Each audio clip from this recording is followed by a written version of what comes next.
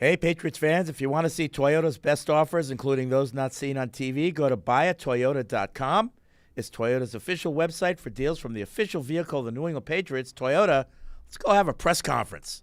Some of the content of Patriots Unfiltered may not be suitable for all audiences. Listener discretion is advised.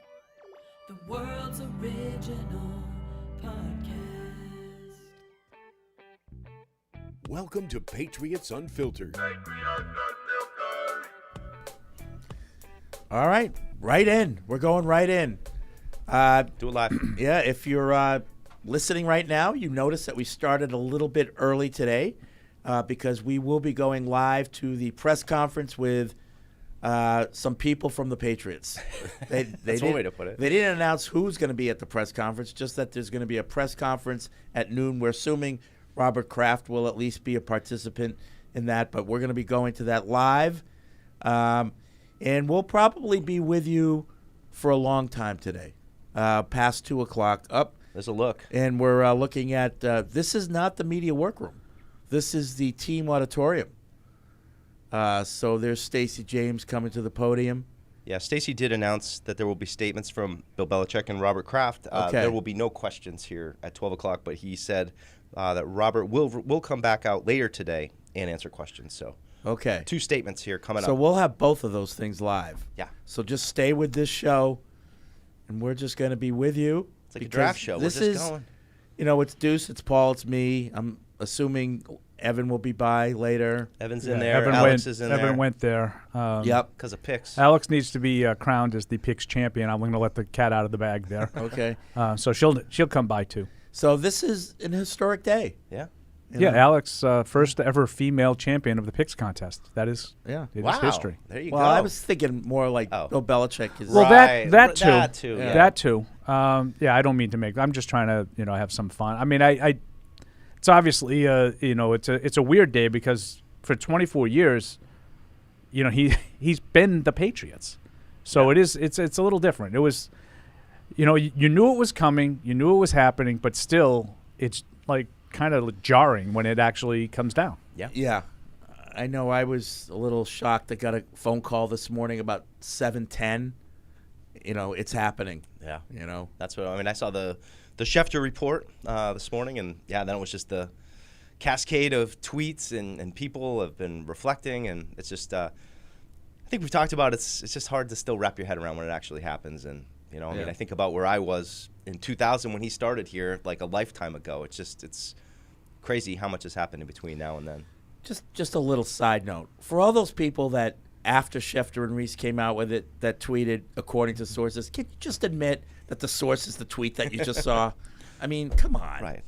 It's easy. People don't care. I appreciate Fred's bitterness right there. That was Anyway. Thank you. That was right up my alley. I like it. Right. I like that. But this is a big deal. This It is a a big deal. big deal, not just here in New England, but across the NFL and I think sports. I mean, if you take a step back, and this isn't even trying to be over dramatic, but like the NFL playoffs are starting on Saturday. No one's talking about any of these playoff games right now. Right. You had in the span of 24 hours Pete Carroll, Nick Saban, and Bill Belichick all, out of their current jobs. Yeah. And there's Bill. Let's go to the press conference right now. It's Bill Belichick. Good. All right, morning. Seen this many cameras since we signed Tebow. Robert and I, after a series of discussions, have mutually agreed to part ways. And for me, this is a day of gratitude and celebration. Start with Robert and his family. It's great. So much thanks for the opportunity to be the head coach here for 24 years. It's an amazing opportunity. Received tremendous support. We had a vision of building a winner, building a championship football team here, and that's exceeded my wildest dreams and expectations. The amount of success that we were able to achieve together, through a lot of hard work and contributions of so many people. So I'm very proud of that, and I always have those great memories. I'll carry with those with me the rest of my life. And of course, after Robert, thanks to assistant coaches, I've had so many great coaches here. They've made my job so much easier. It's a long list, but the amount of work, preparation, and diligence that they do, every one of them. And I say this about the players and the coaches, regardless of how long they were here, how many years they were here, how many years they coached, or what the position was. It was a great team effort, and everybody, put everything they had into it, and that's why we were successful. So, from the coaches, the support staff, it's an amazing staff here that supported me in every way. All the scouting and all the football support people, from equipment, training, security, video, operations, and so forth, right down the line, dining room. I mean, it's all first class. It's all extremely good. And special thanks to Bears and Nancy. They've been here since day one, and made my life a lot easier, or I've made theirs a lot harder, however you want to look at it. But that's a big shout out to them. And of course, a great deal of thanks and appreciation to the players. Players win games in the NFL, and I've been very, very fortunate to coach some of the greatest players that have ever played. Some of the greatest players that have ever played for the Patriots. Some of them are already in the Hall of Fame. Many more are going. But again, regardless of how long any of the players were or weren't here, or what their role was, or how many games they played, or even if they didn't win championships, I respect the way the players come to work here on a daily basis. All of them. I've coached, well over 1,000. But their ability to work, prepare, train, in the weight room, train their bodies, meet, rehearse over and over again, what we need to do things right to be successful, to win. It's just, I have so much respect for all the players, and certainly we've had, many that have been here for a long time, and, had great contributions, and too many to name at this time, but, great thanks to the players, and to the media, for you guys. I don't know that anybody's gotten more coverage than I have, or we have, in the past 24 years. Meet with you guys a lot, respect what you do. You're a voice to the fans, and even though we don't always see eye to eye all the time, most of the time, but not all the time, I do respect what you do. And finally, to the fans, the fans here are amazing. There's so many memories of the fans, the send-offs, the parades, the Sundays, whatever the situations are, the letters of support, seeing the fans, away from here, at a gas station or a grocery store, or wherever you bump into them. Patriot fans here, and not just in New England, but they extend nationally and even internationally as I've traveled. It's amazing how far the arm reaches. We saw that this year in Germany. So appreciative of the fans for all the support they've given me, my family, and this football team. And it's with just so many fond memories and thoughts that I think about the Patriots, and I'll always be a Patriot.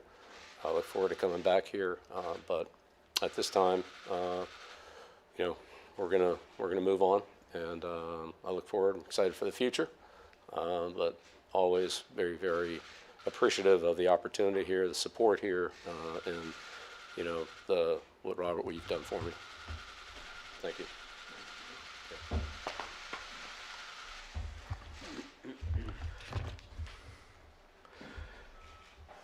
Thank you, Bill. Good afternoon, everyone. And as Bill mentioned yesterday, we met and mutually agreed to part ways amicably. And like a good marriage, a successful head coach-owner relationship requires a lot of hard work. And I'm very proud that our partnership lasted for 24 years. I don't think in the NFL there's been any other partnership that lasted longer and has been as productive as ours. I trusted my instincts to bring Bill back to New England in 2000 after immediately regretting not hiring him after working with him together in 1996. When I did hire him, I was still making the transition from the fan who bought season tickets in '71, sitting on the metal benches in the old Foxborough Stadium with my boys to try to become an experienced owner. Bill has taught me a lot over those years, and we had high expectations for what we could achieve together. I think we were the only ones who had those expectations, and I think it's safe to say we exceeded them. We did. Thanks to you. It's hard to put into words, really, when I think back to sitting on those metal benches and that we'd have an opportunity to go to 10 Super Bowls together and bring 6 Lombardi trophies home to Massachusetts. At heart, I will always be a sentimental sports fan. So this is a very emotional day for me. Some of my happiest and most memorable moments were celebrated with my family during Bill's tenure here. I recognize that it also is a very emotional day for many of our fans and most of our fans, as it represents the end of an era, one that hopefully will always be celebrated in this region. The man standing to my left brought the leadership and coaching skills that were needed to make this type of unprecedented success that we have had possible. Coach Belichick will forever be celebrated as a legendary sports icon here in New England, and I believe go in as a Pro Football Hall of Famer on the first ballot. Why? Because he is the greatest coach of all times, which makes this decision to part ways so hard. But this is a move that we mutually agreed that is needed at this time. What Bill accomplished with us, in my opinion, will never be replicated. And the fact that it was done in the salary cap and free agency era makes it even more extraordinary. I thank Coach Bill for his hard work and dedication. It'll be difficult to see him in a cutoff hoodie on the sideline, but I will always continue to wish him continued success, except when he's playing our beloved Patriots. So I thank you all for coming here today and being part of this celebration. Thank you. Thanks, Robert. He's got a cold, so I'm not going to kiss him. Thank you.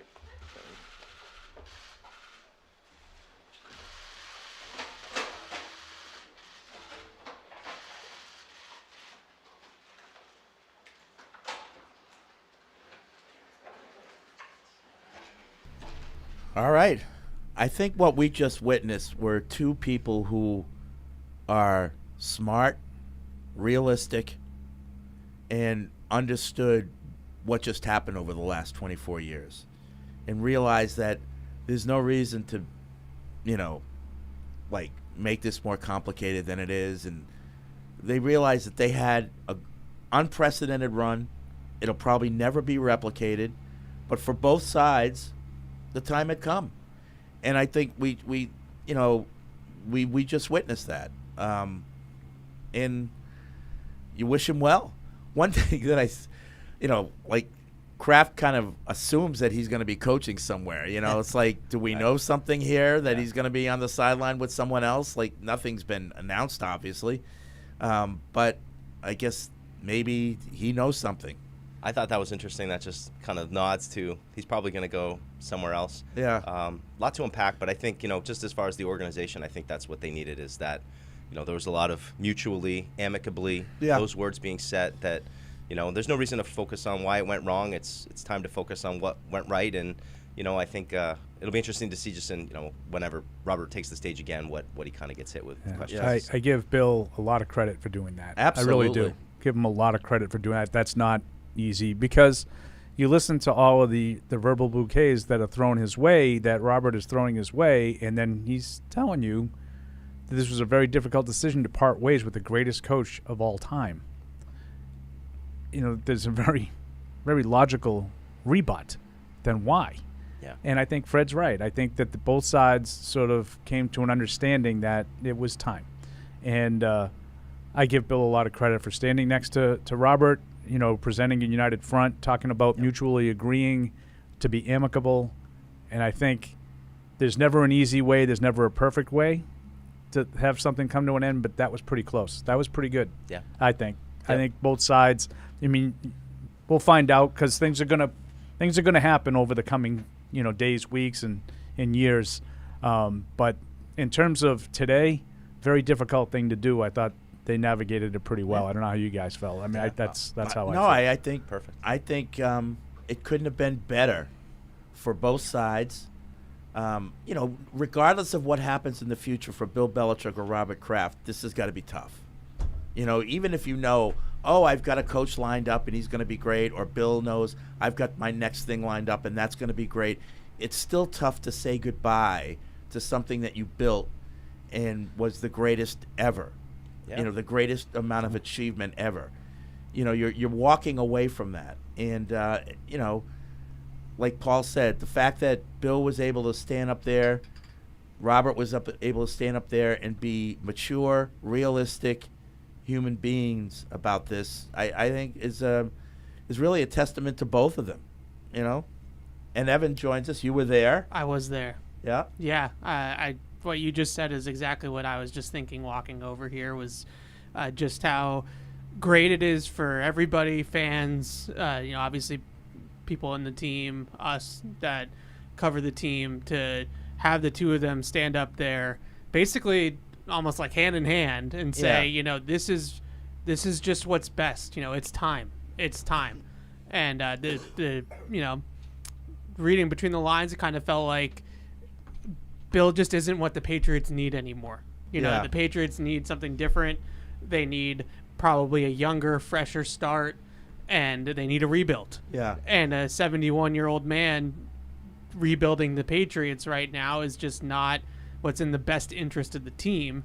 And I think both of them recognized that. And I wasn't sure if Bill would recognize that, frankly. Right. Yeah, that's why I said I give him a lot of credit. It's hard Yeah. to admit that, the time has come. And I think for Patriots fans, this is what we needed. We needed that. I know, Paul, your shows would rather have the back and forth and the drama and everything like this. But for Patriots Nation, this is what we needed. Yeah. Yeah, I almost sensed a little bit of emotion in Bill's voice. Oh, there, Bill talking about definitely the was fans. No emotional. doubt. Talking about the fans there, that Bill was seems- definitely emotional, Mike. I don't know how he kept from blubbering. Yeah. I mean, how could you not? Yeah. He was choked up. For sure. No, it's Yeah. not something you see. But I think just to what you said, we talked about. There's such a familiarity, and he's been here for so long, and it's so hard to just move on from something like that when you've been in one place and so much is set. And are there problems? Sure. And this was part of what we talked about in the lead up to this.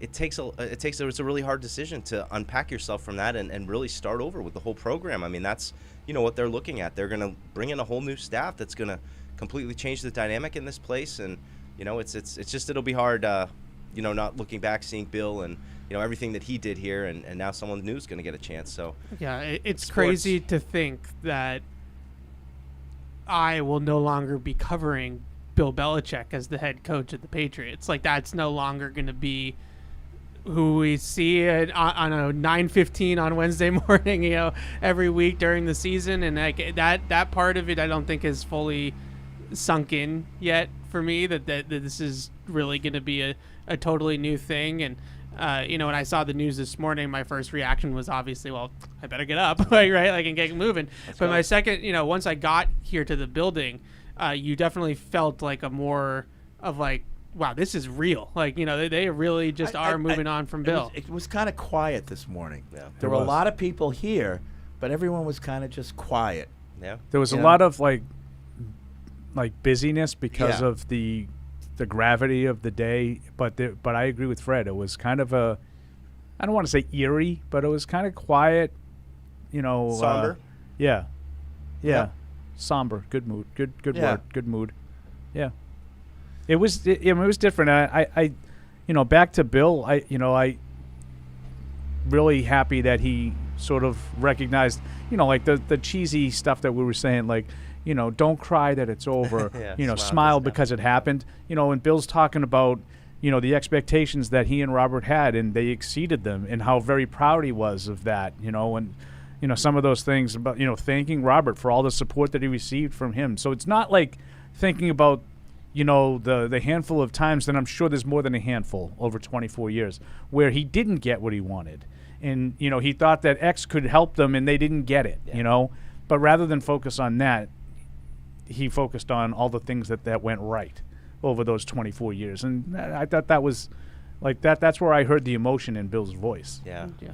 I just think the thing about having to see him in another hoodie and facing him, I was surprised. That was the only thing looking a little What's bit the ahead. Atlanta hoodie situation go? Deuce, you better Well, study up, You man. can see. Yeah, the only thing that disappointed me was no shout out to Deuce. But For those who keep track of what I wore. yeah, No, but hey, I got it on today.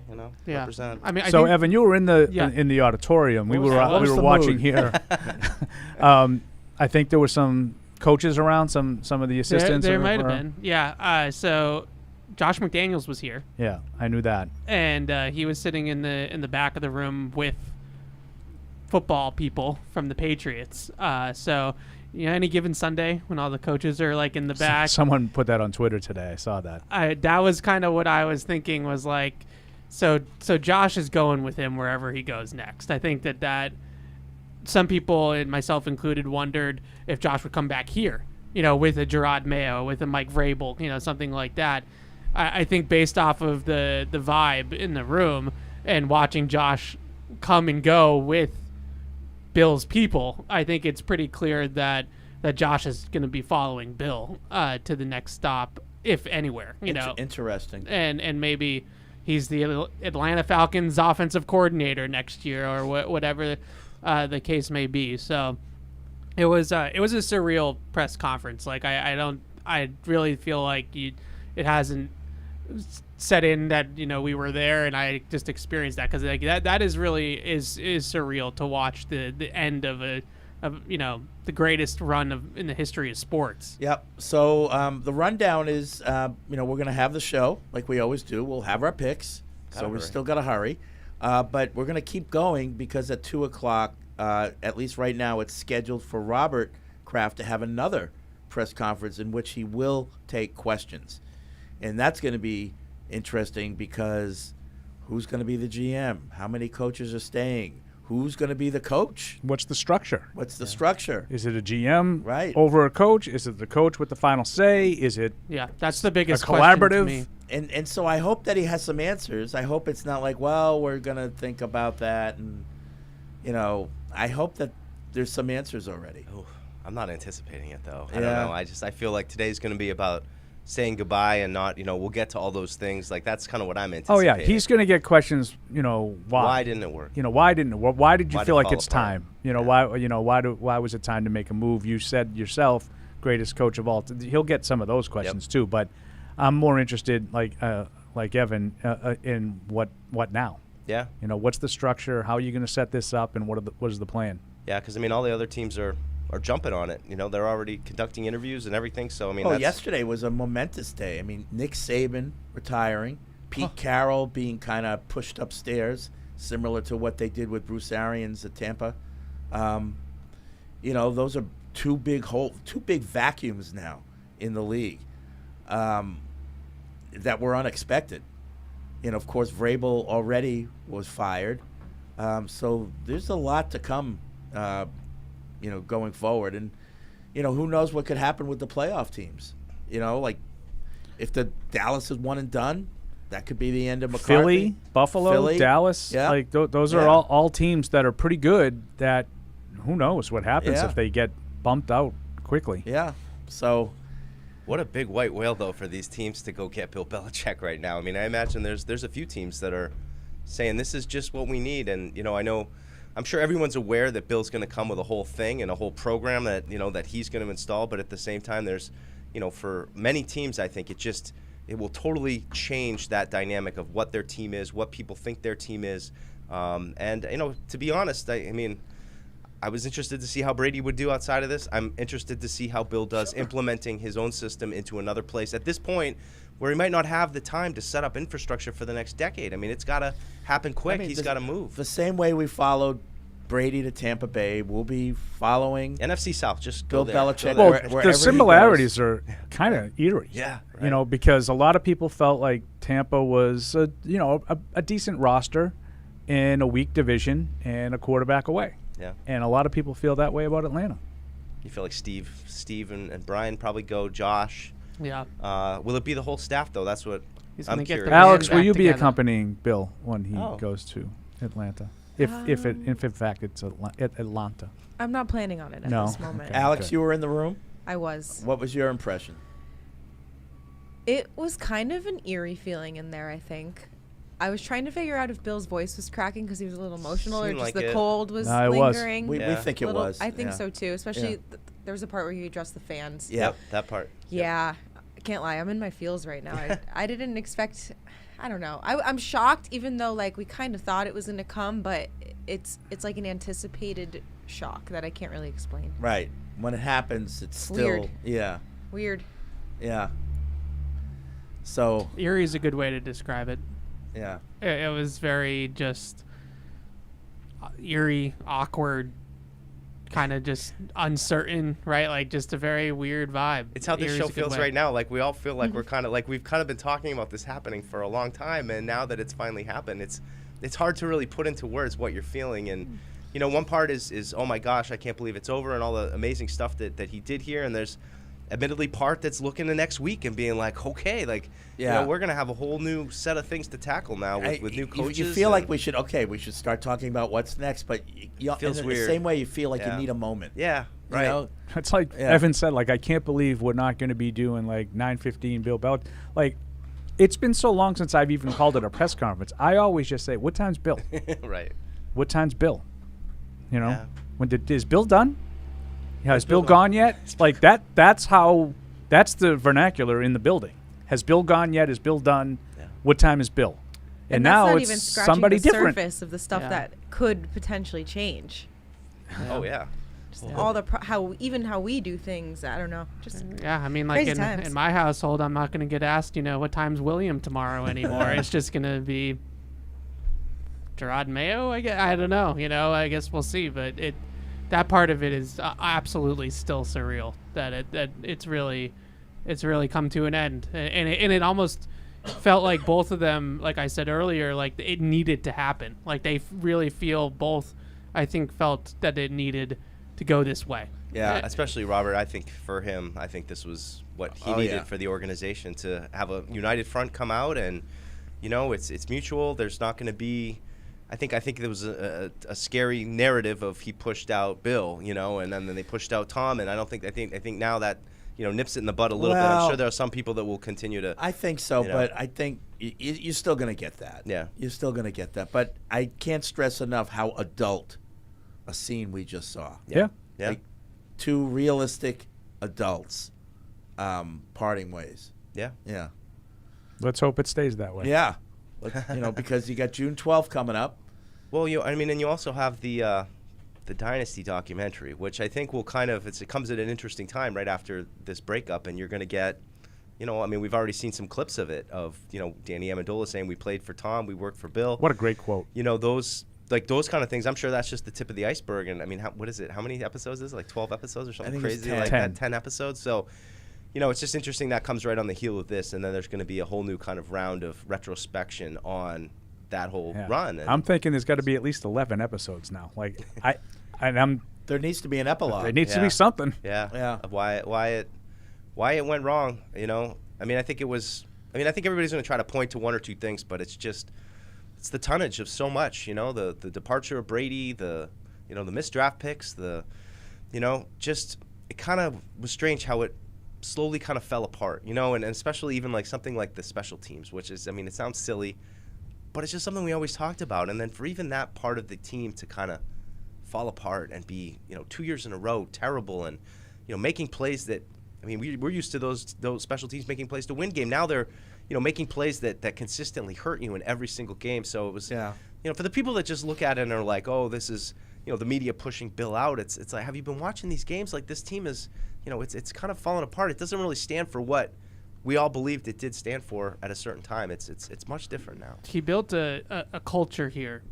And I think, like, especially me, get so involved in the X's and O's and what's going on the field. But I think in a lot of ways, like, a lot of the things that you're speaking to are just the fact that the culture had gone stale. Like, the atmosphere, the mood around the team, the whole just infrastructure that they had built, it had just run its course. It had just gone stale. And I don't think that there was no... The only thing that was tying them back to the days that you're talking about when things were dominant were guys like Slater, David Andrews, and those guys saying, well, back in my day when we won 6 Super Bowls, and it's like that, it wasn't that day anymore. Like and it just, the feeling was just so different. History teaches us that, whether it's a dynasty or an empire or whatever, they don't just like go away overnight. The collapse is a culmination of many, many, many, many things over time. Yeah. And I think that's kind of what we saw here. But, I'm sure the stories will come out in the next, in the months to come about what the divisions were. And I'm sure there were divisions. I'm sure there were times where each of these men despised each other. Yeah. But again, they're mature enough and realistic enough to understand what they built together, that they did it together, and they appreciate that, and they appreciate each other. And like I said, this is the best case scenario for Patriots fans. Yeah. I wonder if this is as nice as it gets right now, because in the coming weeks and you're already seeing some of the reports of, Bill, I think it was Tom Pelissero reporting that, he felt like the ownership was getting into things a little bit too much. We can talk about that, but for right now, I think it ended really well, but you just can't help but think what's next. Yeah, and I give, so much credit for Robert Kraft. His diplomacy shines in times like this. And over the 20 years of keeping Bill and Tom at bay, that's not easy to do. It's not easy to do when you have 2 alphas like that. But he was able to do that. And then I give so much credit for Bill for keeping the team together over 20 years, because I've said it before, it's just as hard to keep a successful team together as it is a team that's not doing well. They each come with their own unique issues, and it's really hard once you have success to keep people continually hungry year after year and buying in, and they've got their hand out, where's mine now? We see it with so many teams, but the fact that Bill managed to keep this going for 20 years it's unprecedented. Yeah. It's unprecedented. I'd highlight the period between the 2009 Ravens playoff loss to the we're on to Cincinnati, that Kansas City loss, and that kind of little down trough, of where I think a lot of these teams would have That's probably when Eric said the ended window right was there. closed, right? Oh, among many. 14. Among many times. Yeah. Okay, Trent Dilfer. But the defense, the defense had to turn over. You lost Welker, that thing faded out. You didn't know what Edelman was yet. You had to go get Amendola. He got hurt. That period, it felt like that would have broken a lot of dynasties, and to be able to push through that. Credit to Tom Brady, 2010, 2011, playing out of his mind and, kind of carrying the team. Didn't see that coming. Through that little, well, it's true, right? I mean, I'm just kidding. 2010, their defense was terrible. And 2011, he willed that team to the Super Bowl. Had he gotten hurt one of those years or had a down year, it might have ended right there. But, he was able to keep them afloat long enough that they could draft Gronk and develop Gronk and get Edelman. And then they hit on Hightower and Chandler Jones, who apparently has got a song out there right now. But that's just a really interesting period to me, that then they got back, and, as I was writing about it, I never thought you'd get back to 14, 15, 16, 17, 18. They were not just in the AFC Championship, but they were in the Super Bowl all those years, and it was just an unbelievable run to be able to get back to that point. Much, much, much more to come on this show. Your calls and emails. Robert Kraft at around 2 o'clock with a Q&A. Press conference, our picks, but let's get people involved, because I'm sure everybody has something that they want to say, and we'll let you say it. So let's go to Mike in Connecticut. What's up, Mike? How you guys doing? Good. So I was definitely in the camp of we got to move on from Bill, and I think this is obviously the right decision. And I think a lot of people agree with that, but I don't want it to get lost that like words can never express how much respect and admiration I have for Bill and everything that he's done. He's the greatest head coach ever, and he helped put the Patriots on the map. But this was definitely the right move. The moves that have been happening since Tom left were just not going to get you anywhere. You're going in a downward trend, and it just wasn't it. I wish him nothing but luck in the next spot, but I'm excited for the future. And in that regards, do you guys think that you could get Gerard Mayo to stay on as a DC if they happen to hire Mike Vrabel as the head coach? And if they couldn't, would you rather them have Mike Vrabel as the head coach or Gerard Mayo? And I'll take it offline. Thank you. Okay, thanks. I mean, okay, we're moving on. Listen, fans want to talk about the next step. I understand that. I don't know. I'm like, Paul, you were on your show yesterday, and you got into it with Maserati about so far what Vrabel has shown as a coach in terms of philosophy. Yeah. Same stuff that we talked about on this show. So there's a known thing there. He did okay as a head coach there. I think he's a good coach. Yeah, I think he's a good coach. I think that team played hard for him. They had a lot of wins, when they were underdog, and I give him a lot of credit for that. But there's something about, okay, Gerard Mayo, let's give it a shot. Like, we don't know how good he's going to be. But, why not give him a try, and maybe he could be the next. Do you think there's a chance you could have both? No. Like the caller said, Vrabel is the head coach and Mayo stays? I would love there to be. I would love there to be. I mean, I'd love to keep Gerard and make him the defensive coordinator and really give him a full promotion and a full title and let the defense be his and let him call. But I understand that, he might have been sold something else and he might have loftier ambitions. I think it'd be tough. If I'm Gerard, I'm like, if you're not going to give me this, I'm interviewing elsewhere. Right. Yeah. But I can't 7 other jobs open, right? But I can't help but think Gerard Mayo's been in the league 5 years as a coach, and he's just kind of been an inside linebackers coach. I mean, we know that he does much more than that, but it's hard. You're the CEO of a whole program now, and everything has to be determined, and everybody needs to take that jump at some point, and it's never going to be easy. That's why I would lean Vrabel. Yeah. Even though I argued with you yesterday about it, Mike. Yeah. And I stand by my reservations for Vrabel, but the experience that he has, he is a good head coach. I think he's proven to be a guy that understands how to put a program together, how to structure a team. I don't like necessarily what he emphasizes, and that's how I feel. Tony really took exception to my feelings on, the lack of offense yesterday, chalking up to some things that I easily shot down, but that's what I do.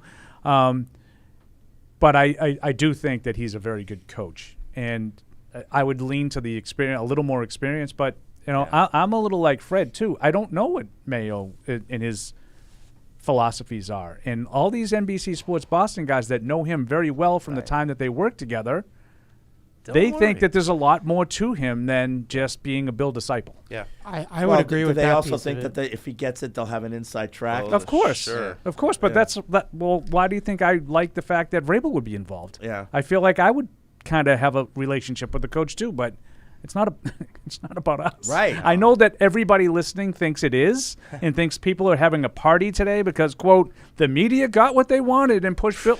That's not really what it's about. It's really couldn't be further from the truth. Yeah, I agree with the guys, if that's what they're saying about Mayo, that this notion that he's just Bill 2.0, I think is off base. Yeah. Phil and Tom in particular, Phil Perry and Tom Curran in particular say that there's a lot more to him. I had asked around, in the locker room, and a lot of guys had compared. First of all, the word "players coach" came out of everybody's mouth about Gerard Mayo, and then secondly, guys started comparing him to D'Amico Ryans, Mike McDaniel, Antonio Pierce in Vegas, and some of these younger coaches, some of guys that like Ryans and Pierce who played in the league and can relate to players a little bit more and are extensions of the players. Like I think that's more what the players in the current Patriots locker room think of Mayo. I think they think of him in that sort of light of this new age kind of coach that is more of a player's coach and is more in tune with the attitudes of players nowadays. But Deuce, you and I were talking about this a little bit yesterday. There's something to be said for bridging this gap between the Belichick era and then like the next great Patriots team, and something to me feels like Vrabel might be better suited for that just because he still has the experience of building a program and being a head coach in the league before. I think that going from Bill Belichick, the greatest head coach of all time, who has 100 years of coaching experience and 24 coaching years here, to somebody that's never been a head coach before is a really, really big step. So now I'll give you the counter. Two things. When Richard Seymour was a player, after every game you would hear from opposing coaches and players, what a force. He's so hard to handle. But you never see it in the stat line. Mm-hmm. For the layman, it was hard to see like why he's so great. You heard it though from the people who went up against him. Mayo's kind of the same way in terms of like his prospects as a coach. I don't know what he's been doing here. Like, he barely has a title. You really don't know what he's doing. But people that are close to him say, no, he's special. Yeah. This guy, he's a leader. People relate to him. He can relate to them. He's really good. He has a lot of positive attributes. So that's one thing on his side. The other thing is, I get what you're saying about Vrabel and having done it and having built a pro and all that, but Mayo's also seen this organization from the inside. He knows exactly what went wrong over the last 4 years and where Bill might have fallen short. And that might be a good thing. Yep. Where he can say, I know exactly what needs to be done because I've seen it from the inside. Yeah. Now, that often doesn't work. It's very hard to be promoted from within and be successful in the NFL, but maybe there'll be enough change around Mayo where it could work. Yeah, that's why in a perfect world it was to get both. You've got a guy who's been here, who's going to maintain the integrity of the defense that I think we're all like, hey, you don't need to blow this part of it up.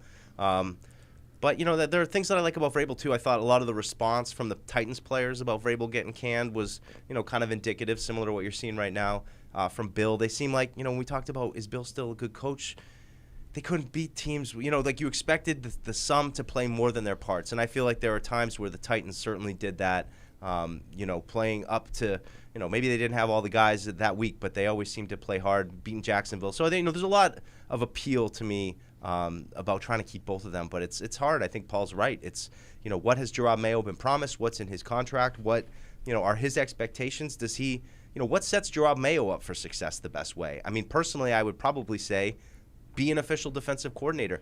Maybe he gets the title with Vrabel and is able to help him implement his system here because he knows how it operates a little bit more. The other part that appeals to me about Vrabel is that he's technically not a part of the Belichick coaching tree. He has played under Bill, but he's worked with plenty of other coaches and other schemes, and he's had to hire other people. And so if Vrabel was coming here, it's not just going to be like, all right, here comes Josh back. Here comes, it's probably going to be a new cast of characters with Mayo being the one that I would say, let's, try to maintain some of this defense and not totally turn it over. Yeah. Let me throw one other thing out there that I think needs to be thrown out there. Mike Vrabel, president of football operations. Because I think there's a world where Mike Vrabel might be more inclined to take that type of position with the Patriots as the head of football operations with Gerard Mayo as the head coach, and then probably like a true scout as a general manager type, director of player personnel, and Vrabel is the one that is overseeing the entire program. Yeah. That I don't know. Yeah, I just like, does he have any real experience doing that? I know like he sort of won the power struggle with John Robinson, and then they immediately hired Rand Carthon. So I'm not sure I love that. I've heard people bring that up. I heard it a lot on my station, Fred. 98.5 The Sports Hub this morning. I heard a couple of people talking about that. Maybe we're talking the same people. Yeah. But Maybe. I just feel like, that's it's not so. It's more like the John Lynch role, right? Like it's not truly the one that's setting the board and picking the players, right? That's more of like an Adam Peters type in San Francisco and Kyle Shanahan's role right now with the 49ers, and John Lynch is more the guy that is just overseeing it all and making sure everything is buttoned up and right where it needs to be and things like that, because without Bill, you're losing that sort of... So what would What Vrabel if you do? flip that? Yeah. What if Gerard is that and Vrabel coach? It's possible. It's possible. I wonder if there's a world... I agree that head coach Mike Vrabel, defensive coordinator Gerard Mayo sounds perfect on paper, but is probably difficult in practice. Both ways. But maybe this is a way to get both of those guys running your football operations in a little bit of a more unique structure. And we've seen a lot of this work in other sports more, but like just across the sports landscape, this is becoming a little bit more of a popular thing to do with head coaches being promoted upstairs or however you want to look at it. But what would Vrabel do? Like, what would his responsibilities be if he's not really controlling the draft? He doesn't really coach the team. Like, what do you do? Oh, there's a lot. I mean, Like, he's the CEO of the football team. deciding when we're going to go to Germany and where we're going to stay and like those kind of things. Like, well, it's the structure of all the contracts. It's just running the business. It's and I know. When Mayo quit, he left for the business world for a little bit. He worked for Optum, I think, and again, people there loved him. They couldn't say enough good things about him. He didn't do it for that long. I think it was only for a few years. So I don't know how much experience you get in business that way. But he did do something else other than football.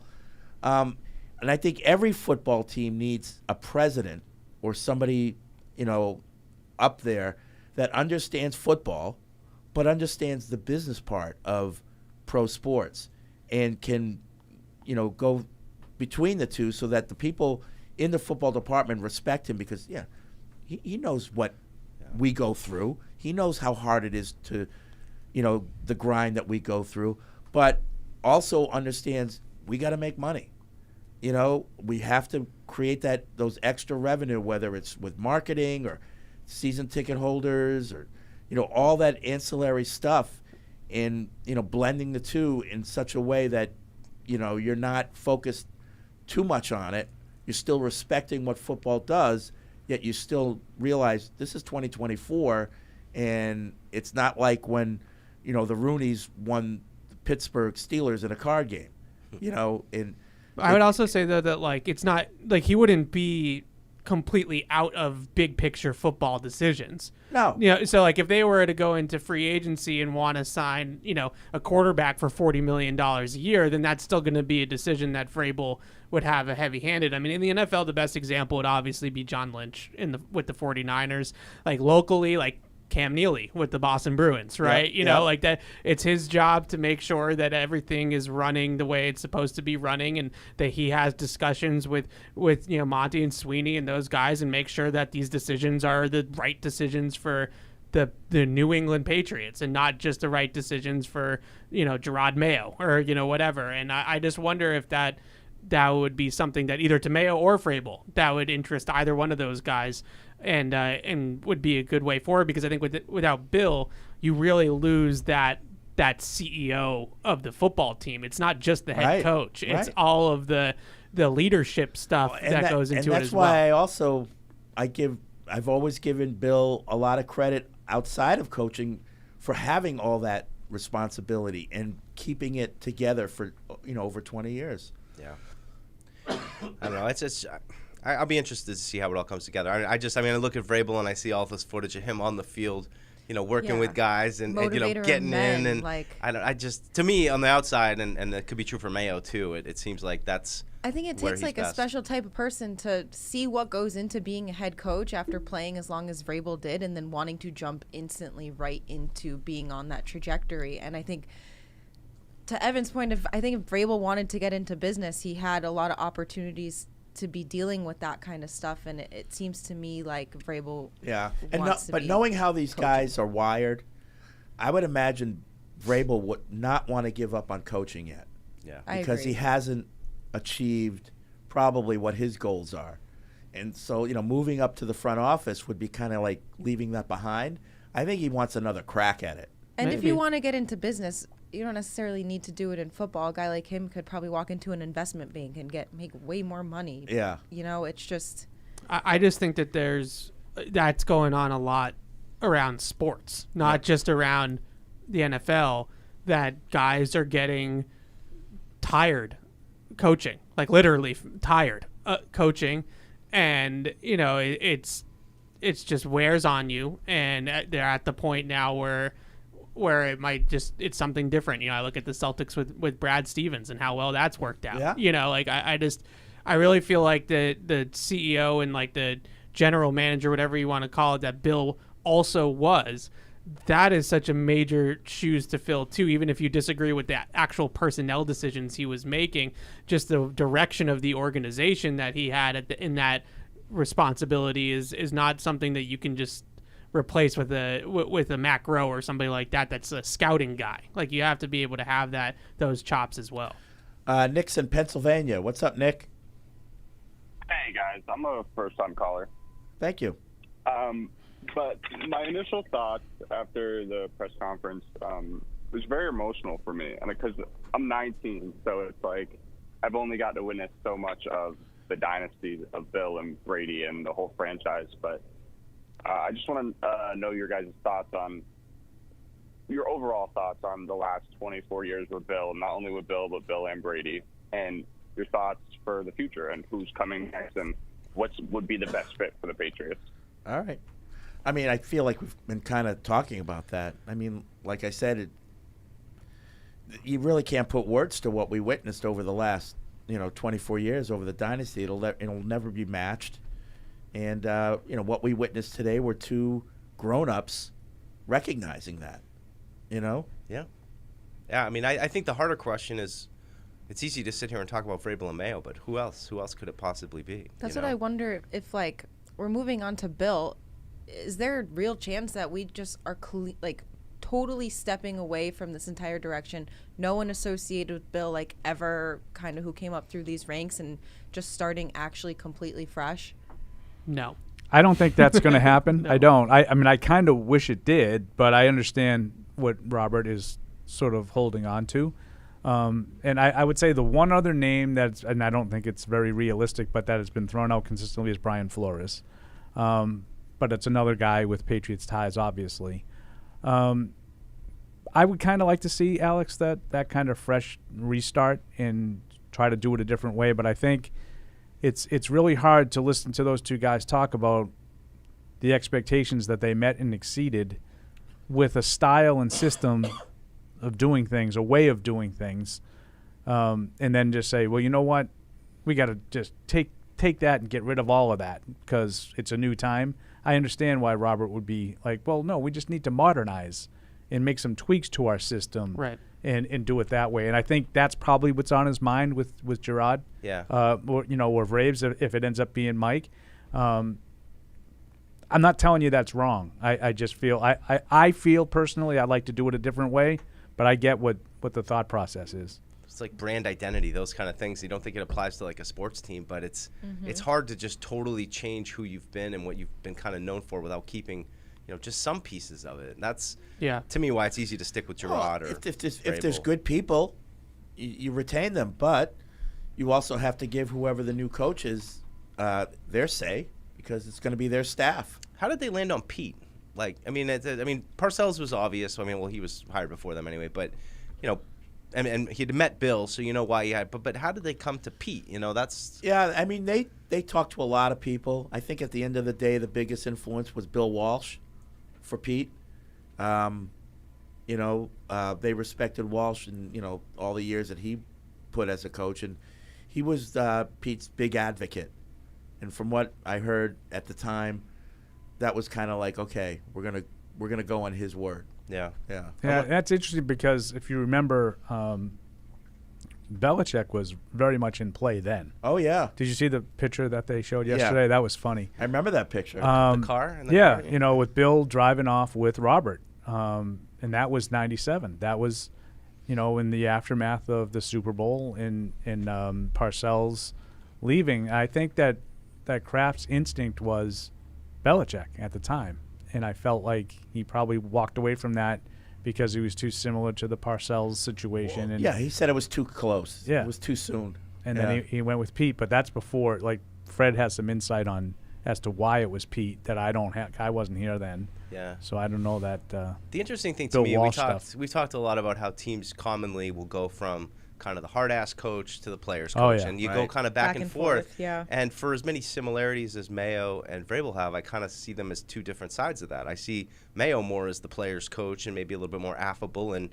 Vrabel seems like a little bit more of a hard ass. Like it's interesting to see if they would be willing to kind of stick with that kind of model. I think Vrabel has a little bit of both, though. Yeah, I think, that's why I love him. Yeah. Evan talked about like the D'Amico Ryans and the Antonio Pierces, the former player, and I think Vrabel has that. Like we saw, him throwing the pads on and hitting guys and being a psycho at practice. So I do think he still has a little of that in him too. Yeah. There's definitely a more comforting level to them hiring Mike Vrabel, I feel like, just because of the coaching experience that he does have. I mean, he coached 6 years in Tennessee, brought them to the playoffs 3 times, brought them to an AFC Championship game, Coach of the Year.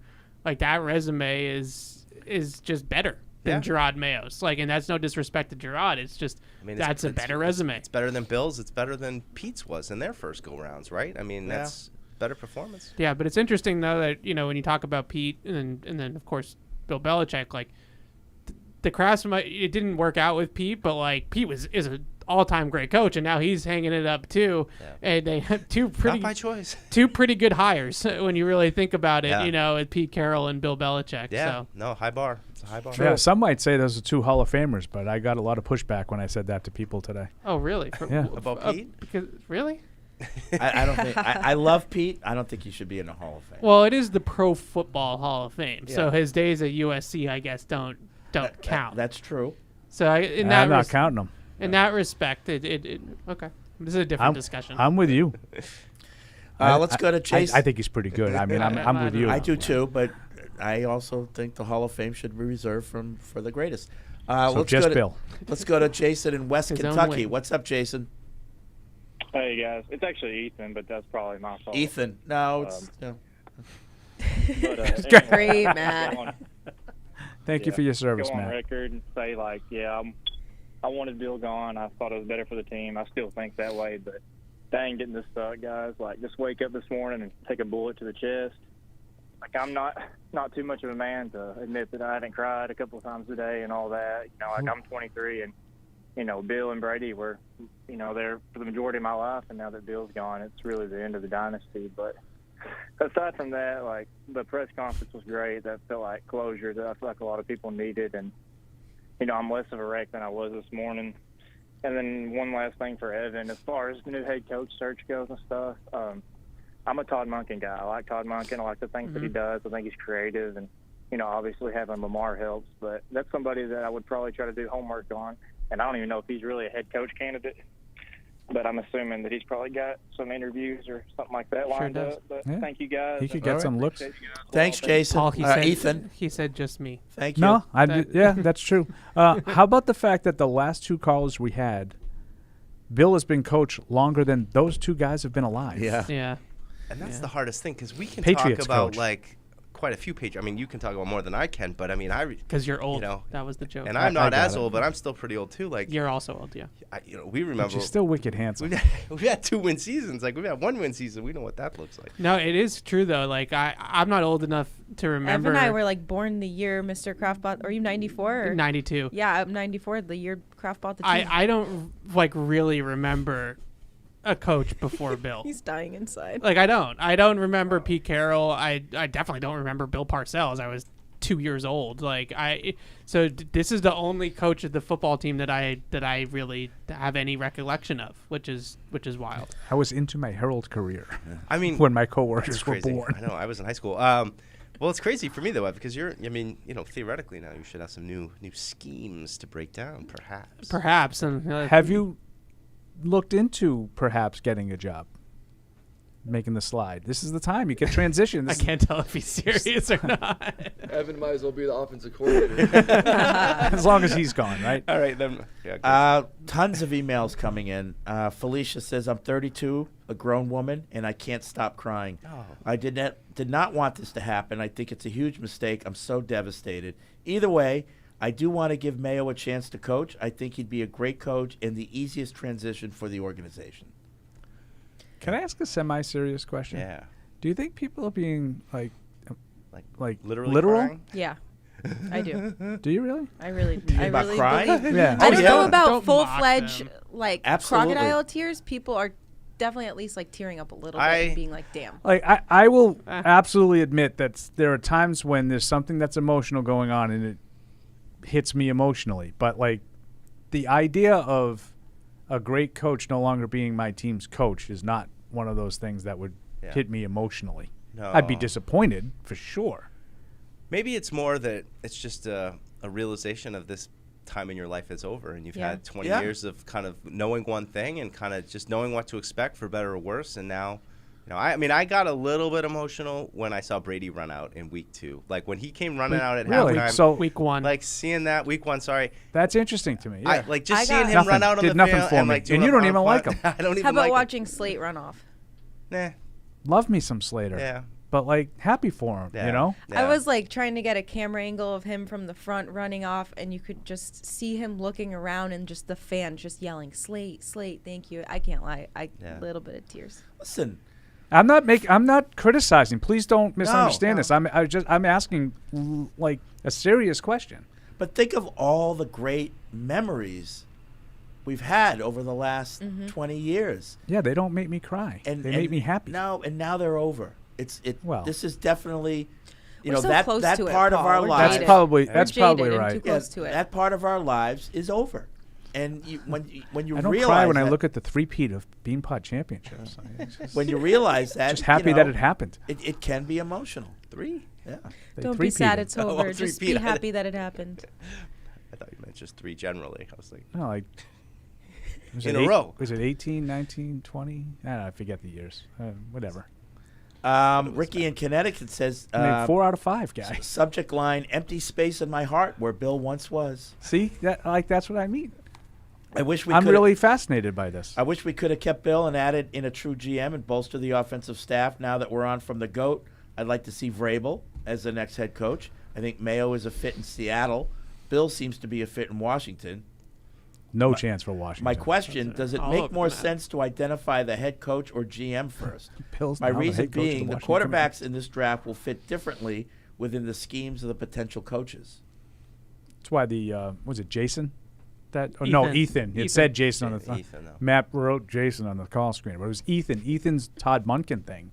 It's got me a little Jaden Daniels action going, you know? Yeah, Right. Todd Monken is an interesting name. I don't think that he will be on the list. I don't either. I just wanted to think But- about it for a little bit. But yeah, I mean, you don't hire the head coach because we're going to hire Todd Monken because we're going to draft Jaden Daniels. Like, I just don't think that that's necessarily the No, you'd have way to go. have the guy already. Right, because you don't know if Jaden Daniels can even play in the league. Like, if you had Lamar Jackson and you were Right. hiring a new head coach and you hired Todd Monken because you think he could coach Lamar Jackson, that's a different animal. But I agree. You don't do that for a college. Micah from South Dakota. Bill Belichick is the only coach I've ever known for the New England Patriots. This has been a weird 4 years for me since I've only been a fan since 2007 when I was 7 years old. It's been weird because all I've known is Bill Belichick, Tom Brady, and Patriot greatness. Now that Bill and Tom are both gone for good, it really is eye-opening that the era of the Patriots' greatness has come to an end, and it's a tough pill to swallow for someone who has known nothing but greatness from the New England Patriots. Thank you, Bill. I will never forget what you have done for me and Patriots Nation. That piece of it is very true. I mean, like, it's the greatest run in the history of sports is now officially over. Yep. Like, the door is completely closed. Like, when Brady left, you still had Bill. So Yeah. it was still ajar. Right. Now, it's the book is done. The book is really over. That's why, like, the loss to the Jets, like, that kind of ended that win streak. Like, everything. There's nothing really to carry over unless they keep some Did of the he coaches. say he was It's born in almost- 07? Wow. He's 19. Yeah. Is he old enough to use a phone? Born Robin in Bellingham, 07. the last 48 hours in football news has been surreal. The only way I can describe this is a part of history. Not NFL history, but history, period. I remember where I was when the Challenger exploded. I remember where I was Mr. Venezia's psychology when class. the first plane Which hit. one, when was the Challenger? I don't know. 86. Oh yeah, no. I remember where I was when the first plane hit on 9/11, and I'll always remember where Sit I next to was when Fred. I heard the news that Bill Belichick and the team were parting ways. Also sitting next to Driving Fred. So on the we're Mass now Pike. comparing it to 9/11. I'm not sure. He that- said history. That's not what we're doing, Major Evan. events Not in what we're history doing ever. here. I'm not sure. You're putting we- words in their mouth. I'm Stop not it. sure that's on the same level. Just but- the period of history though that this covered, from where we were at with computers, like 2000. Like I mean, you didn't have the internet in college, right? Like I was just In getting college, I no. was just getting the internet. But in college for me was the 80s. But this like team, not 2000. This run spanned computers, like the rise of computers. Social media didn't even exist when this team started. You guys were doing a newspaper, and now we got When Bill now started, it's all though? tweeting and Instagram and reels. No, when Bill Technological started, it was just revolution. different. It was. I mean, now at the explosion of it, but we had like. Fred was always Fred cutting was ahead edge. of his time. Fred was always cutting There edge. was, On, no, there was no social media. he was on my face. 56K, like Yeah. like connect to the internet. When Fred started, I think we had regular. You've like, got mail. Yeah, the AOL. You know, but that's what Bill used to make fun of. Your That computer, was the like, original. calling. MySpace. Bill's The original dial-up was my internet. face. Yeah. He would call it my face. Snapface. What happened to my Instachat. Cody in missed Indiana, I will fully admit that I've been calling for Bill's head for a year and a half. That said, I got choked up when I saw Deuce wearing a cutoff hoodie. I'm 30 That's years what did it. I got somebody. I'm 30 years old and genuinely can't remember a time when Bill Belichick wasn't the head coach of the Patriots. I've been out on Bill since the Patricia fiasco, but I'm still freaking sad today. Some of the best memories of my life are because of Bill and Tom, and now that the era is definitively over, it is such a surreal feeling. Anyway, I'm sure you're listening to this podcast right now, so let me say thank you, Bill. Yeah, I don't think he is, but that's I'm 31, so like we're in the same boat. Like that's how all of us feel right now. Is that Did I get you choked up with my no, ensemble? that didn't happen. But you appreciate I totally understand what he's saying. You know that it was time. It was time, but that doesn't make a day like today any easier. And in the same way I felt like with Brady, when I saw Brady in a Tampa Bay Buccaneers uniform, it was hard for me to watch. You were angry. Fred was proud. It was Right? legitimate. Yeah. I wasn't angry. It was difficult for me to watch. You know, it was even difficult for me to consume Brady content at that point. You know, when he wasn't with the I was very conflicted. And now I feel the same way about Bill. Like if Bill's the Falcons head coach next year, I don't want to see Bill on the sideline in Falcons gear with the cutoff hoodie, and I don't want to see that. No, he hasn't really worn cutoff hoodies the last couple of years. Okay. That's because of your database. Thanks, Deuce. Uh, Another thing you ended when you ruined it. came here. James Pettigrew, the It most is what it is. interesting Patriots fan in the world, says, I know it's not printed anymore, but what would the cover have been for PFW? I presume it would have been one of your usual amusing quips. Bye bye BB. Bye bye, BB. Bye. Thanks. It might have been a simple The end thank. of an Thanks, era. Bill. Well, that's the That was the Tom one. that's the title of Tom my cover? my piece that I don't know when that's going to run. Sorry, spoiler alert. No, it's nothing special, but like a thanks, Bill. I think simplicity might have been Freddie's. Yeah. Thank you. Thank you. Go you know? emoji. Not everyone's happy. Yeah, Fred's not listening, evidently. Max writes in, well, I hope you're all happy now that Bill has been run out of the building. These are my favorite. did I'm it. not These are, happy. these are my favorite We ones. did it, guys. Please proceed. Bring on the next Fred Creighton. Still love the show. Shine on. We as, did it. As the only person in the building that understands that reference, we all understand that the successor will not be as good a coach as Bill Belichick. Thanks, Captain Obvious. Yeah. But we did it. We successfully We ran we him got out of what we town. wanted. I know. We've been really the pitchforks have been out, and we officially have succeeded in running And the you know greatest why? head coach of all time out of town. You know why you wanted to run him out, Evan? Because he didn't answer your questions. He was mean to you. That's 100% Yeah. it. He dunked Right. on me one time when I was talking to him about box counts. I don't even know what that means. It's heavy Well, box, a light box. No. That trauma's etched into I Evan's do though. brain. Going back to what That's what I meant. I didn't know what it mean. I don't know the story. going back to what Evan said though, it does feel like this might be kind of an interstitial guy. Like whoever's next, like it's it's hard to believe that they're going to hit this one out of the park right out of the gate. There's a reason why the Patriots dynasty, most people believe, I will want to say everybody because Fred will come up with the one person that disagrees, most people believe will never be matched. No. It's because you had greatness for a long period of time, and the chances are repeating that are really, really small. Like, you can get Brett Favre and then Aaron Rodgers. That can happen. More often than not, it doesn't happen like that.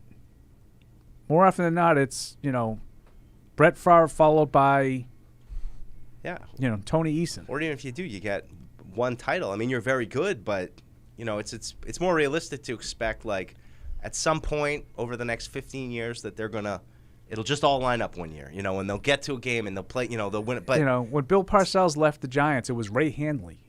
It wasn't Bill Belichick who succeeded Bill Parcells. It was Ray Handley.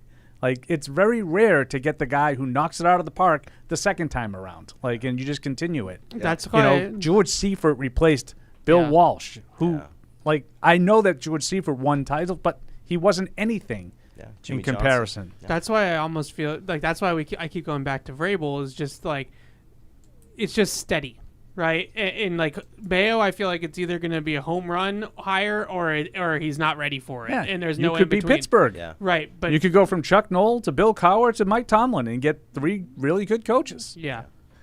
Craig and Charlotte, you probably won't hear much of this opinion today, but I still want to share. I hate this. I'm really disappointed in the Krafts. I thought they had a different set of values. I'm glad the press conference was so cordial, but I don't believe Bill would have left if he had a choice. Kraft fired him. He needs to own that. I hope Bill comes back for all the upcoming celebrations, but I wouldn't blame him one bit if he made a clean break. Huh? Yeah, I mean, he's not the coach anymore. So, yeah, he was fired, but like what does I don't. Did that make you feel better? A set of values. I mean, they want to win. Like, how many more years were we gonna give him on resting on the laurels? Like that. Like, I think that's the thing that I don't understand about, because there's that sentiment is definitely out there that they should have been loyal and that they should have just let him go down with the ship or whatever. He deserved to dictate the ending. Right. So, like, how many we're gonna give him? 5 years, 6 years, 7 years until he decided to just retire, stumbling into Shula's record. Like, at what point is enough? I mean, they haven't won a playoff game since 2018. It's 2024. No. Let's go to Al in Wisconsin on the Ace Ticket Hotline. What's up, Al? All right, here we go. Paul, it's okay. Real men. Here we go. You don't need to lie.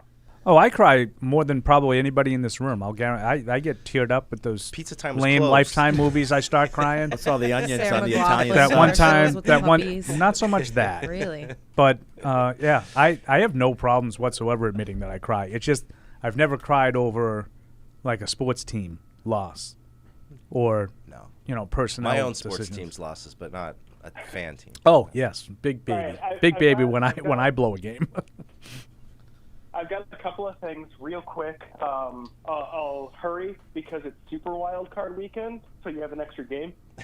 That was good. First of all, I love the idea of having a president of football that oversees both the general manager and the head coach. I think we saw it with Bill, and we see it with a lot of head coaches, that they can get really kind of stuck in their ways. And so having someone above that who can ideally sort of stand apart and say, hey, the offense needs to go in another direction. We can't keep doing this. We have to, do something else. I think that's really good and healthy for the organization. And then beyond that, though, I know it won't happen, but I do wish that we could get just like a total clean, fresh start, and maybe it'll feel that way with Mayo or Vrabel, or maybe we'll get a new type of offense in here. I'm going to be a little bit worried that we'll see kind of a return to the same until it goes the other way. Just like I was worried the longer that this went on that the Krafts wouldn't actually move on from Belichick. I think that little worry in the pit of my stomach is going to stay there. Yeah. Thanks, guys. All right. Thanks, Al. Yeah, I mean, this is change.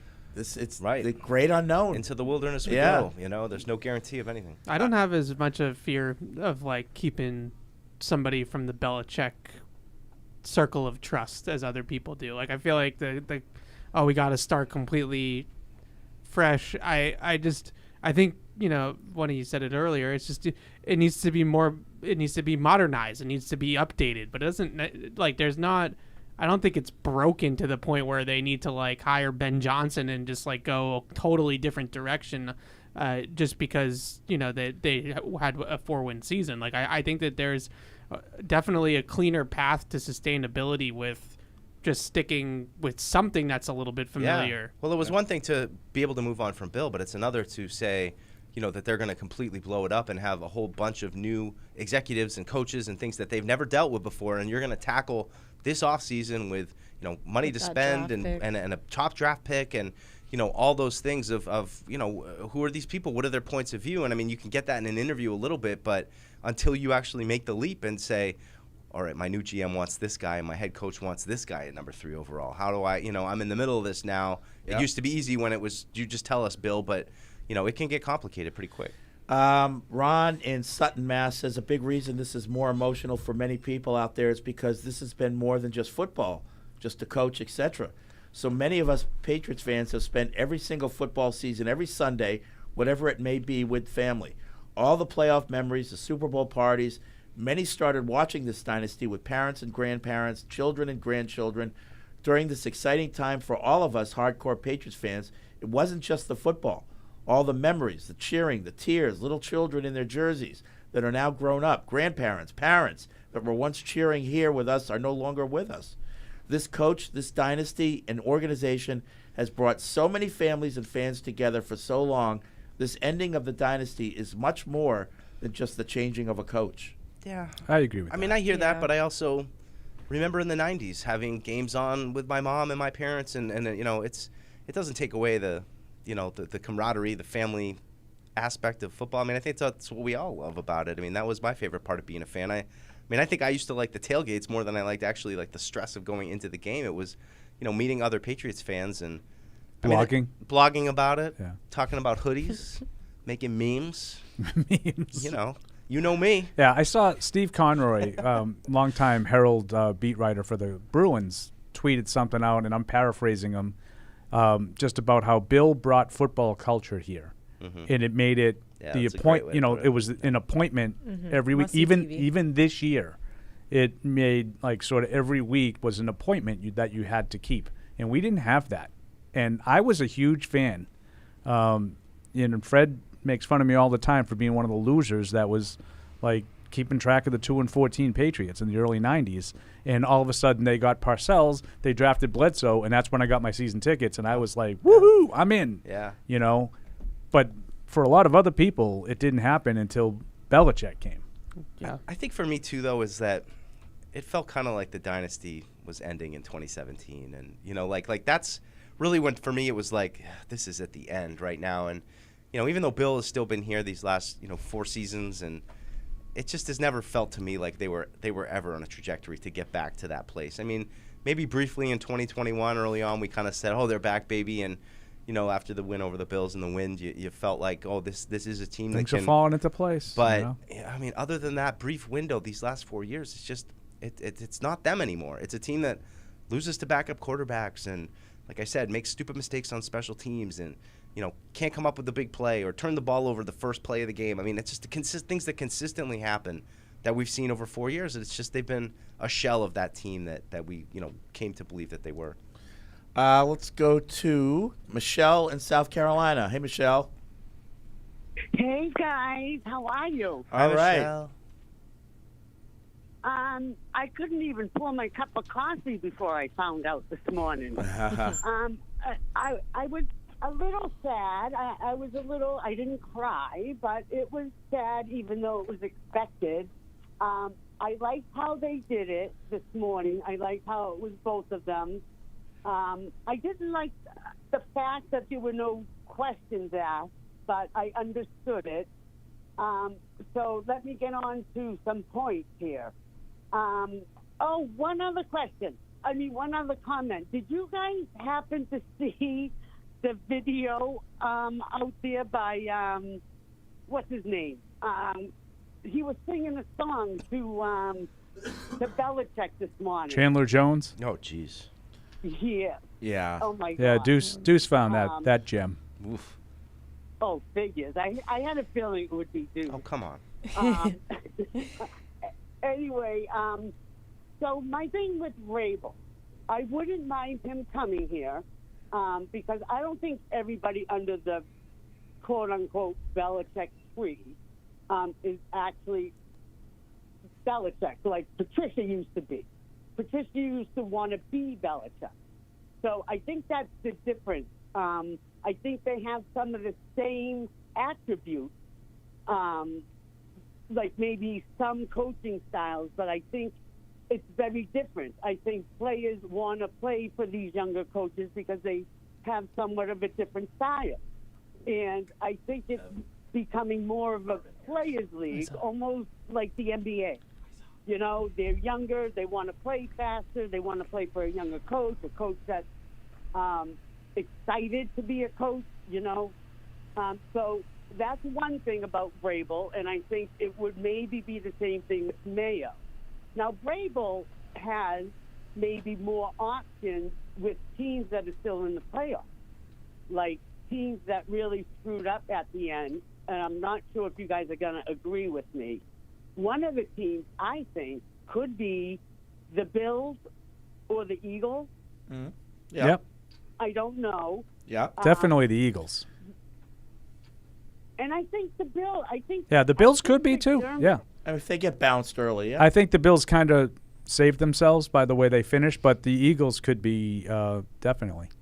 I mean, they're Yeah. they're so dying. I don't think Vrabel's going to be like, oh, rah, let me get to the Patriots.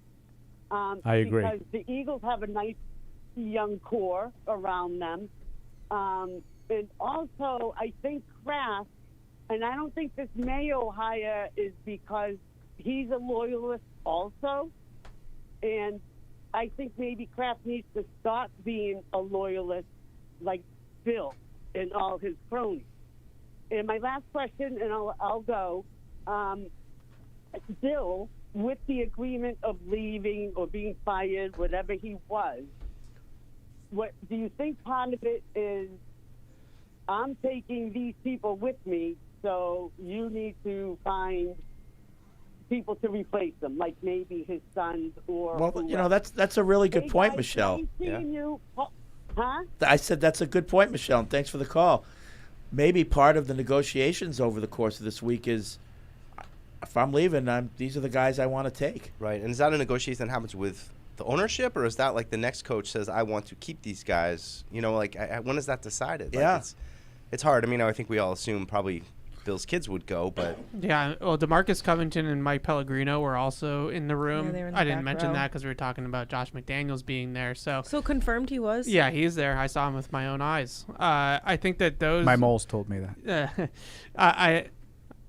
A mole in particular. Yes. Yeah. You should get those checked I out. saw a tweet about it, and I was looking. Yeah. And I was in the front, so it was weird to. Misshapen mole. Yeah. scanning the room. So you know those typically, those are Bill's guys. Like those are Bill's coaches. Like it's not. They're not the crowd. You know, that's his staff. Yeah. You know. So if he goes. And I asked that question about the Jets game with Josh with that in mind. Yeah. Do you think he was there for Slater or Bill? Bill. And I think Bill. I think we answered that today. Claire writes in, hello, I can't say it Oh today. my goodness I don't know what that was. I'm like worried to be in the same room with you guys right now because you're all sick. No, I'm just better. a little cold. I'm better. Generally, I wasn't sure I wanted them to move on from Bill. I was kind of hoping he'd stay with a new GM or such, I think. When I listened to the Bill portion of that presser, I will admit, especially at the always a Patriot part, I'm not ashamed, I cried. That's Claire. Okay. It's okay to cry. Yeah.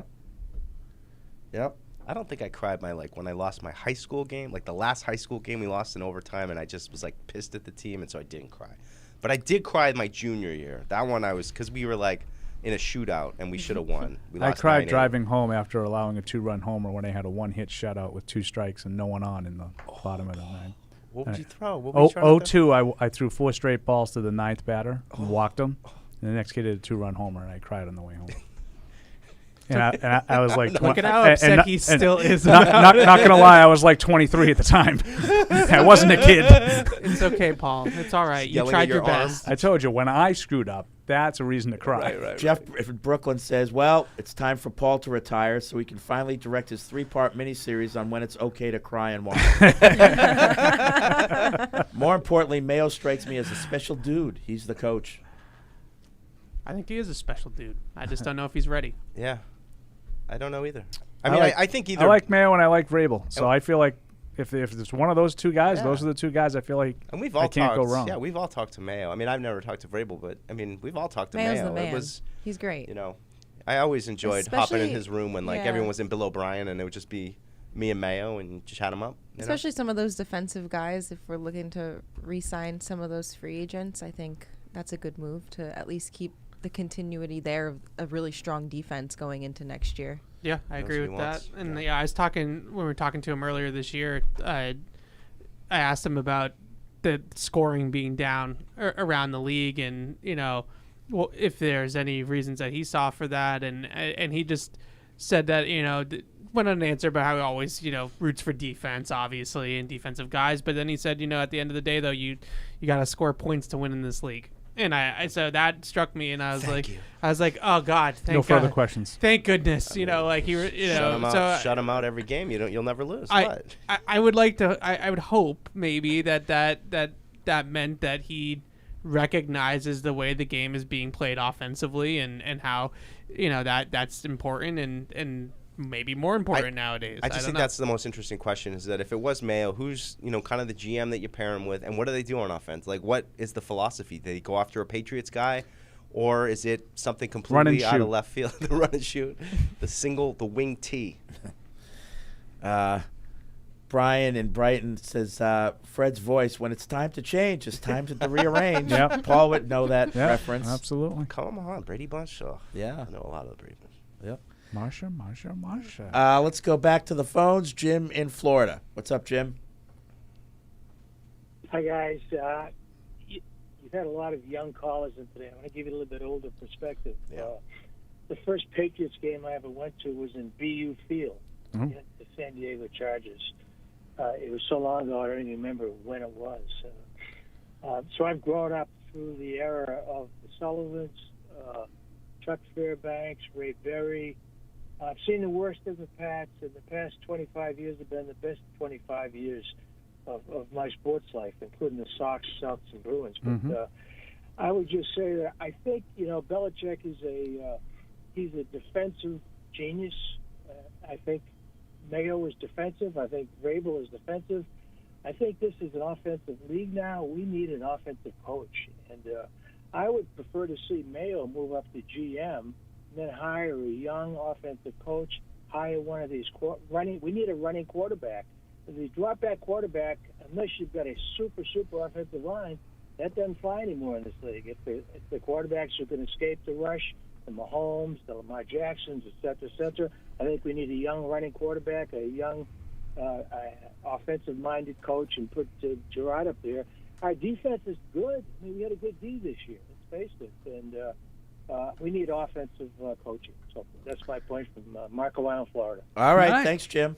Appreciate the call. Marco Island. Yeah. Sounds nice. Mike Hadlick had a Marco Island shirt on in the locker room last week, and I was like, hey, you should go up to the new guy, Marco, what's his face, and Wilson. be like, Marco Wilson, be like, hey, you should start something here as a cornerback, Marco Island. And he went up to him and did it, too, and I don't think it landed that well. He didn't land the plane? I don't think so. Should I go up to him? And I'm like, yeah. And then Cadlick said, thanks, Deuce.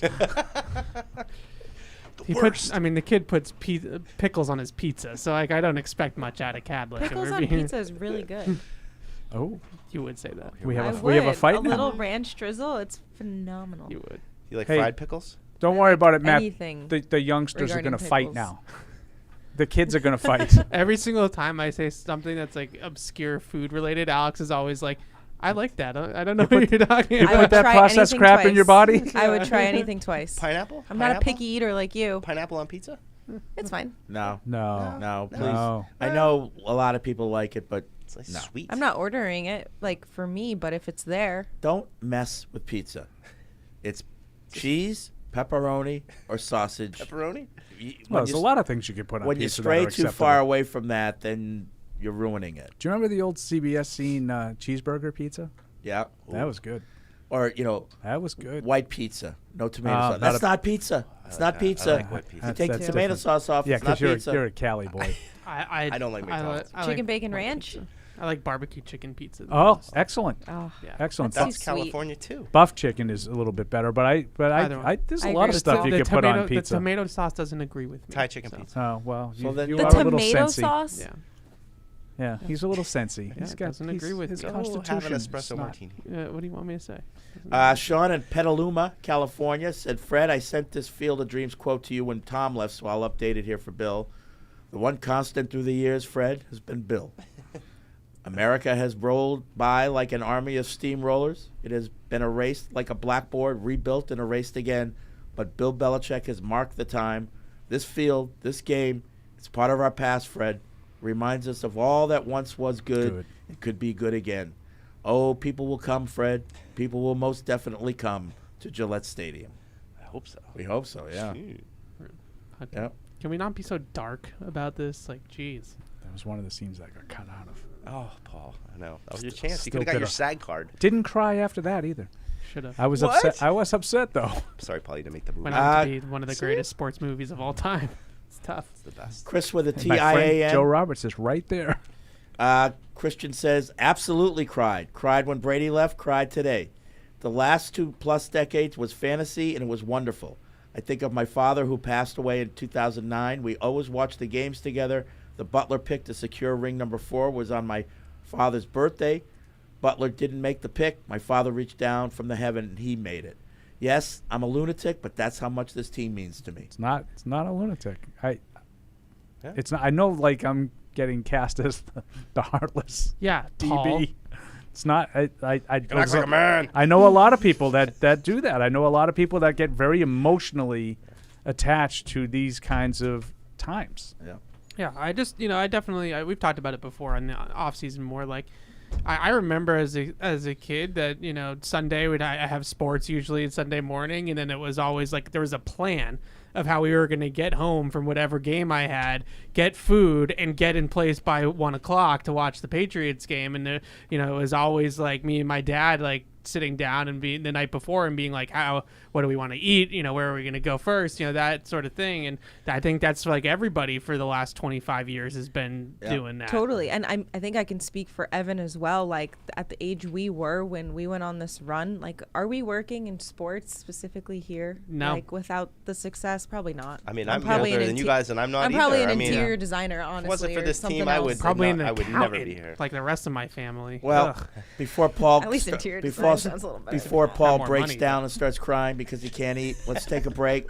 We'll be right back after this. Get in on the action with DraftKings, the official daily fantasy partner of the New England Patriots. New customers can download the DraftKings app now and play free for millions in prizes using code PATS. That's code PATS only at DraftKings. Minimum $5 deposit required. Eligibility restrictions apply. See DraftKings.com for details. iPhone 15 Pro on Verizon. This holiday, trade in any iPhone in any condition for the new iPhone 15 Pro with titanium, Apple TV 4K, and 6 months of Apple One. All on us with unlimited Ultimate. Go to your local Verizon store now. 6 months of Apple One, then $10 per month. $999.99 device payment or full retail purchase with new smartphone line on unlimited Ultimate plan required. Less $1,000 trade-in/promo credit applied over 36 months. Promo credit ends if eligibility requirements are no longer met. 0% APR. Apple TV 4K and Apple One offers require eligible phone purchase with activation on unlimited Ultimate. Additional terms and conditions apply. Visit Verizon.com for details. When someone accidentally threw away the school play costumes, Oh no. replacements were shipped with FedEx. And with picture proof of delivery, everyone could focus on the perfect opening night.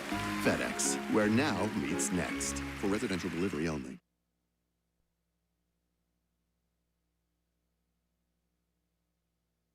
Get in on the action with DraftKings, the official daily fantasy partner of the New England Patriots. New customers can download the DraftKings app now and play free for millions in prizes using code PATS. That's code PATS only at DraftKings. Minimum $5 deposit required. Eligibility restrictions apply. See DraftKings.com for details. iPhone 15 Pro on Verizon. This holiday, trade in any iPhone in any condition for the new iPhone 15 Pro with titanium, Apple TV 4K, and 6 months of Apple One. All on us with unlimited Ultimate. Go to your local Verizon store now. 6 months of Apple One, then $10 per month. $999.99 device payment or full retail purchase with new smartphone line on unlimited Ultimate plan required. Less $1,000 trade-in/promo credit applied over 36 months. Promo credit ends if eligibility requirements are no longer met. 0% APR. Apple TV 4K and Apple One offers require eligible phone purchase with activation on unlimited Ultimate. Additional terms and conditions apply. Visit Verizon.com for details. When someone accidentally threw away the school play costumes, Oh no. replacements were shipped with FedEx. And with picture proof of delivery, everyone could focus on the perfect opening night. FedEx, where now meets next. For residential delivery only.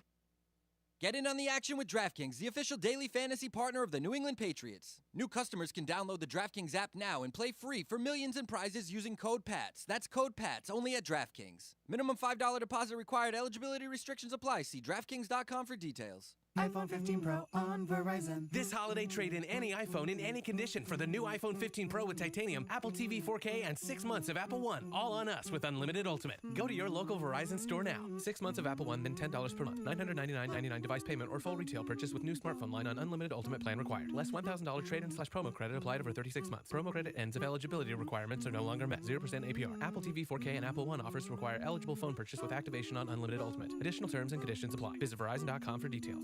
When someone accidentally threw away the school play costumes, Oh no. replacements were shipped with FedEx. And with picture proof of delivery, everyone could focus on the perfect opening night. FedEx, where now meets next. For residential delivery only. Get in on the action with DraftKings, the official daily fantasy partner of the New England Patriots. New customers can download the DraftKings app now and play free for millions in prizes using code PATS. That's code PATS only at DraftKings. Minimum $5 deposit required. Eligibility restrictions apply. See DraftKings.com for details. iPhone 15 Pro on Verizon. This holiday, trade in any iPhone in any condition for the new iPhone 15 Pro with titanium, Apple TV 4K, and 6 months of Apple One. All on us with unlimited Ultimate. Go to your local Verizon store now. 6 months of Apple One, then $10 per month. $999.99 device payment or full retail purchase with new smartphone line on unlimited Ultimate plan required. Less $1,000 trade-in/promo credit applied over 36 months. Promo credit ends if eligibility requirements are no longer met. 0% APR. Apple TV 4K and Apple One offers require eligible phone purchase with activation on unlimited Ultimate. Additional terms and conditions apply. Visit Verizon.com for details.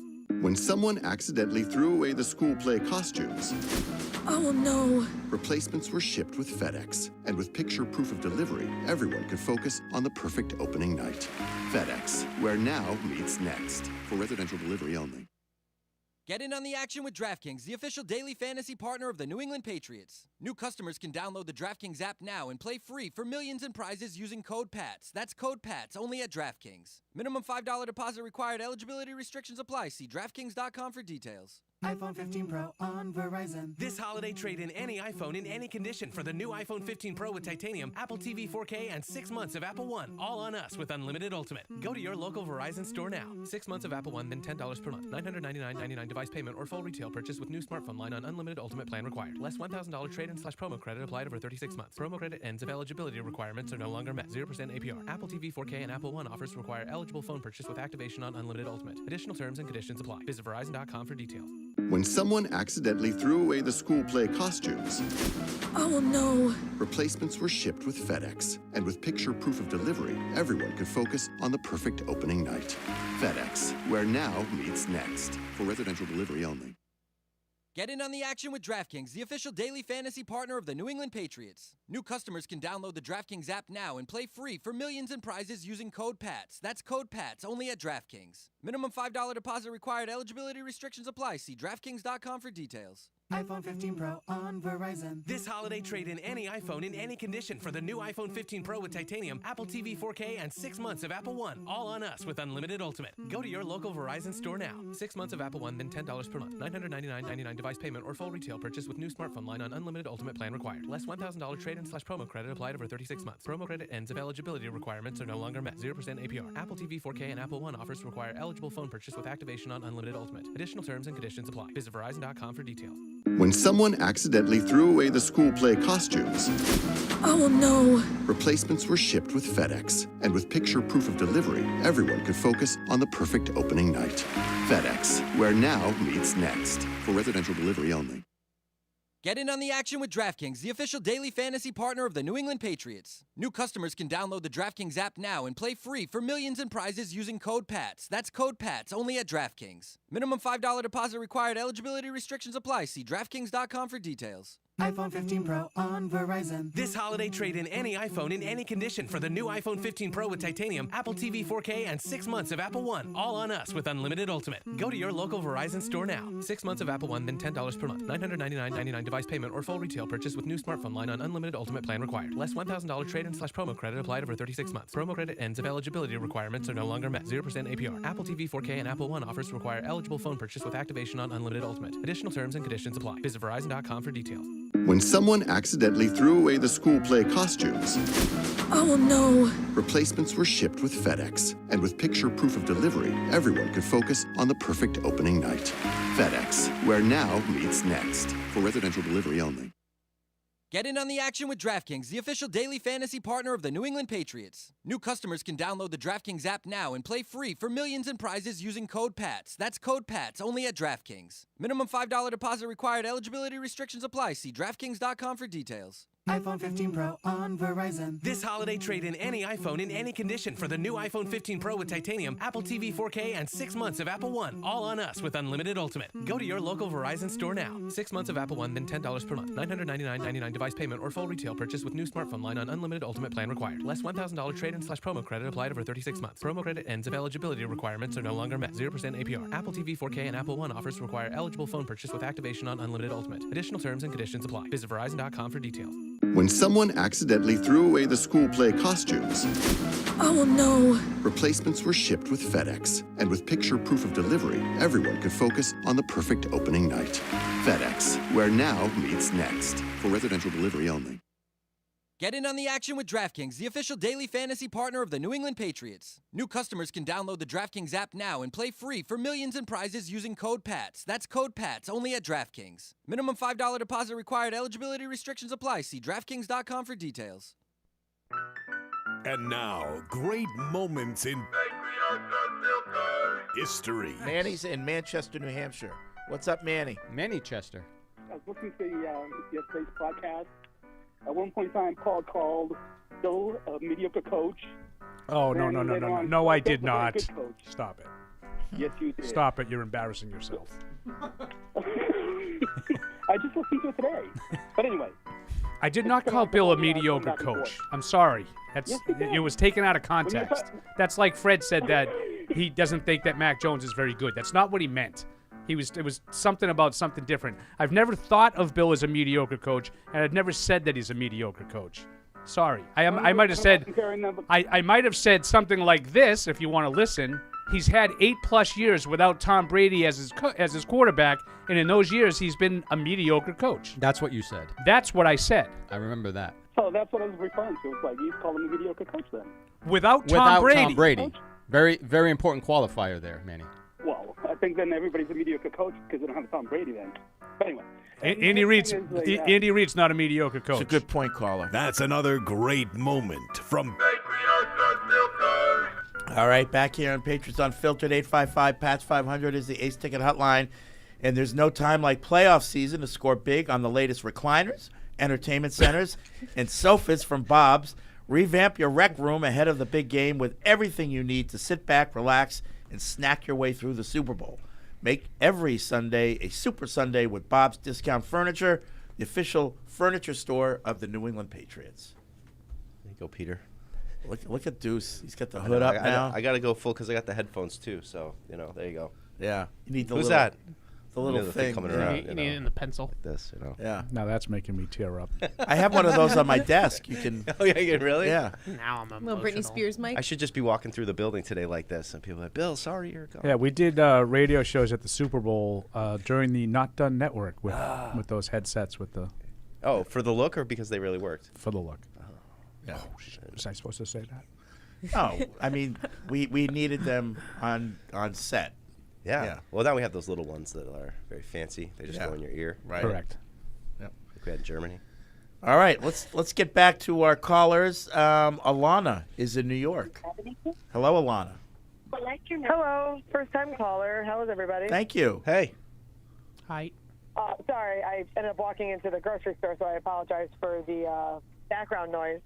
But What's on sale today? Just kind of watching some of the coverage this morning on like ESPN and stuff, listening to past players talk about Bill and all of his, like the way he was with players and how he's like so different.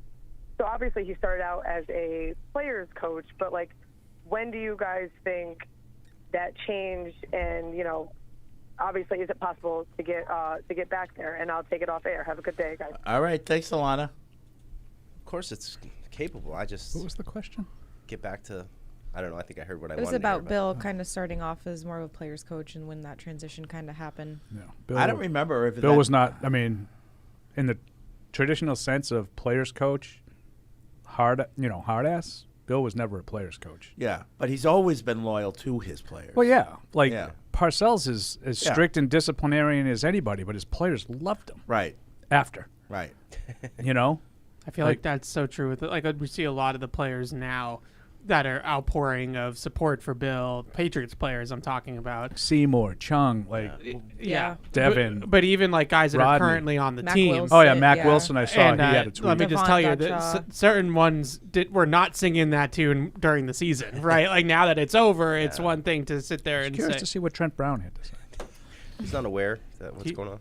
He's on vacation. Someone let him know that Bill's not the coach anymore? He'll find out. You think Eric knows? Oh, man. That was always our joke when something happened and Eric wasn't here. We signed Cam Newton. You think Eric knows? Yeah. Well, I do still watch the news. Paul in the Colony says Deuce made the New York Times. Oh. He says Again? Yeah, there was an article today. Today's the 11th, right? Yeah. And in it says his commitment to the garment inspired one football prognosticator to create a hoodie tracker, and it has been the subject of Super Bowl betting. You're so famous, Juice. What did I tell you this morning? Go to the copyright office, trademark all of that. I'm telling you, this Get is some this patents. is a joint book between you and Eric Adler, and it's just all the hoodies. All right, and Eric, I'm sure, has all the pictures of the hoodies. The coffee table. It's You a can coffee describe table what it book. is. I'll be Eric your has the publicist. picture. If You you're have a coffee table interested in book. pre-ordering Mike's coffee table book, reach out. Yeah, just send us an email. Did I get a free copy though? Sure, I'll maybe even sign it for you. Really? To It's a Evan. coffee Will you table really? book that turns into To a Evan, coffee table. I know you don't care about hoodies, and you wish this was an X's and O's book, but thanks anyway. Deuce. Nice. That was a good, nice touch. That was really thought. The hoodie's behind the X's and O's. You thought that out. Sweet Kid writes in. He says, all I have to say is even with the new coach, Eldred will find a way to blame Bill for the next 10 years anyway. For the lack of firepower on the outside. Yeah. Quentin Johnston. Chudder's in Manchester, UK. It's been discussed before, but seems an apt question now. If on his way out, you could get one guaranteed honest answer out of Bill, what question would you ask him? Why did you bench Malcolm Butler? I think a lot of people would want to know that. Yeah. That's it. Yeah. It's the only one. The rest of them, I feel like we have at least, even if it's like a manufactured answer, we at least kind of can put the dots together. What did you really think of Tom Brady? I know, that was the one I was going to say. What did you really think was going to happen with Matt Patricia as offensive coordinator? Oh, I think I have the answer to that. Yeah. He thinks it was going to work. Yeah, I would like to hear him explain it to me. Yeah. Thank you, Bill, for the greatest era ever. You gave a third of your life to us, and we're eternally grateful. Thank you, Robert, for making what must have been the toughest decision of his life, certainly with the Patriots, but ultimately what is needed to progress the team we all love. And thank you, Jonathan, for enabling Fred to connect his crew with us fans across the globe over the years in an open and honest way. It's a tough day. It's a reflective day. It's a proud day. Today, we are all Patriots. Who is that? Chudder's from Manchester. That's a really good email. Yeah. Chudders. Poetic. That's right. Chudders. Claire's problem. Yeah. Claire's partner. Sorry. Yeah. I said problem. Joe That says too. Alex needs I to thought you were Claire's partner.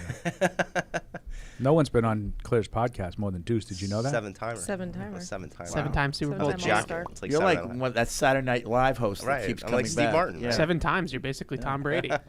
Alex needs to stop bullying Evan for his nightshade sensitivity. What is nightshade? Yeah, bully. Nightshades are Tomatoes. tomatoes. Oh, mushrooms. Mushrooms. I got it. Yeah. Yeah, Alex, stop bullying me. I don't think nightshades are causing your inflammation. I think we can It talk could about be this other off parts air. of your diet. Do you think it's the 3,000 calorie Starbucks drink every morning? Or maybe the 17 I don't diet think spiking your Pepsis. blood sugar before 9 a.m. is great. Just, I can't get it. I got to get to Starbucks. Or how about I'm this not morning? bullying him. I care about Evan. He's my coworker, and you know, We're workplace associates. You I see think. us- Workplace associates. All right, I'm laying it on harder. I walked in this morning though, and like I was hiding under his desk. Yeah, there was multiple people. I'm sorry, what? Yeah, I think that's a violation. I walk in and Tamara's blowing up my phone, and she's like, "Where are you? Where are you?" And I'm like, "I'm walking in," and I thought like we had to shoot something, right? Like so, we were talking We were about shooting powwowing instead of- this morning. and so I thought maybe that's what like I was late to this shoot that you told me wasn't happening. Besides the point, I walk in and all four of them are just like on either under or on my desk, and they all Sailor just, was literally standing on like trying to jump out and scare me, and I was just like, "What is going on?" I don't know what Bill's out. I don't know what you're running up there, Fred. I Chaos. didn't have, this lack of professionalism wasn't running amok when I was up there. I couldn't agree more, Paul. Wes in It was way worse. Wes in Richmond, Virginia. I think Bill took the high road, and I give him major respect for standing together with Robert. Robert got his wish, and I think Bill humbled himself by playing along. I've never seen Bill so vulnerable, and I thank him for playing nice for the team and the fans. Having said that, the Patriots now have no quarterback, no coach, and no talent. Welcome back to reality, Patriots fans. Yes, things can get worse than last year. We are now the most irrelevant team in the AFC. Time to open up the checkbook, Robert. What was the word that he used though? Vulnerable. Yeah, that's a good word too. That's another great email. Yeah, I mean the last part's a little harsh, but Yeah.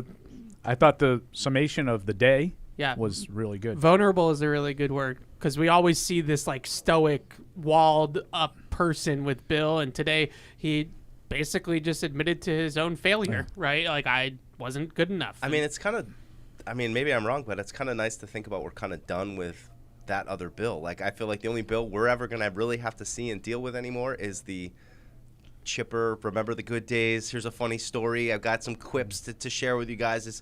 Well, not if he's going to keep coaching. No. Well, it's the other team's problem, right? We know. But if he's going to keep coaching, you're not going to get chipper still get to see him do it. storytelling. No, let him do it. I mean, we get to watch from afar as the Atlanta media just turns their brains into little pretzels. We were literally, he's walking in to getting fired in front of a room full of media people, and he's making jokes about Tim Tebow. And I was like, all right, here, like this. That one didn't. No, it didn't land. Yeah, didn't land that one. I was a little worried when he started with that because yeah, it's like a lead balloon. Like Joe Coy. Some people criticizing the Patriots for not getting any compensation for Bill, and I just say, like, really? I mean, like that third round pick would have really. Should I answer the Ask PFWs and just write "really" with a question mark? No, but I mean, like, are you? It just wasn't going to happen. When we talked about it before, we're like, why would Bill agree to that? Why would another team agree to that? Like, just let him go. Well, and let's forget about the logistics because I agree with you, Fred. They're hard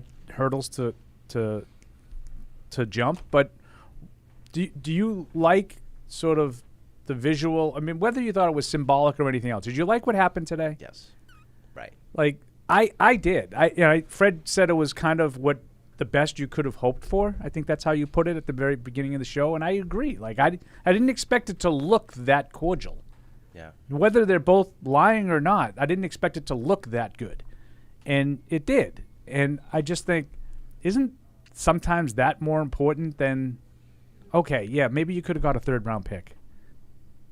Is that worth maybe risking that? Like I feel like there is some value to be gained by two guys recognizing that what they did was pretty special and understanding that what they did together was pretty special. Yeah. But do you think it's still possible if he goes to coach for another team that there's some kind of offset in what they owe him? Is there, or is that, money-wise, That could be. I think there's probably offset language. Yeah, sure. Yeah, but I couldn't agree more with you, Paul, that the compensation versus being able to have Bill Belichick in that mood today, and then also just have him a part of the Patriots organization. You're setting the stage for the future, right? Right. Like that's a guy that, along with Brady, like we should be building a statue for Bill Belichick here someday. Like there should be, obviously he's going to be going into the Patriots Hall of Fame and all that kind of stuff, but it should be more than just that. Like he's our Vince Lombardi. I was just going to bring up. Do you Vince want Lombardi. two? do you want two statues or do you want a One of statue them of together. Yeah, a statue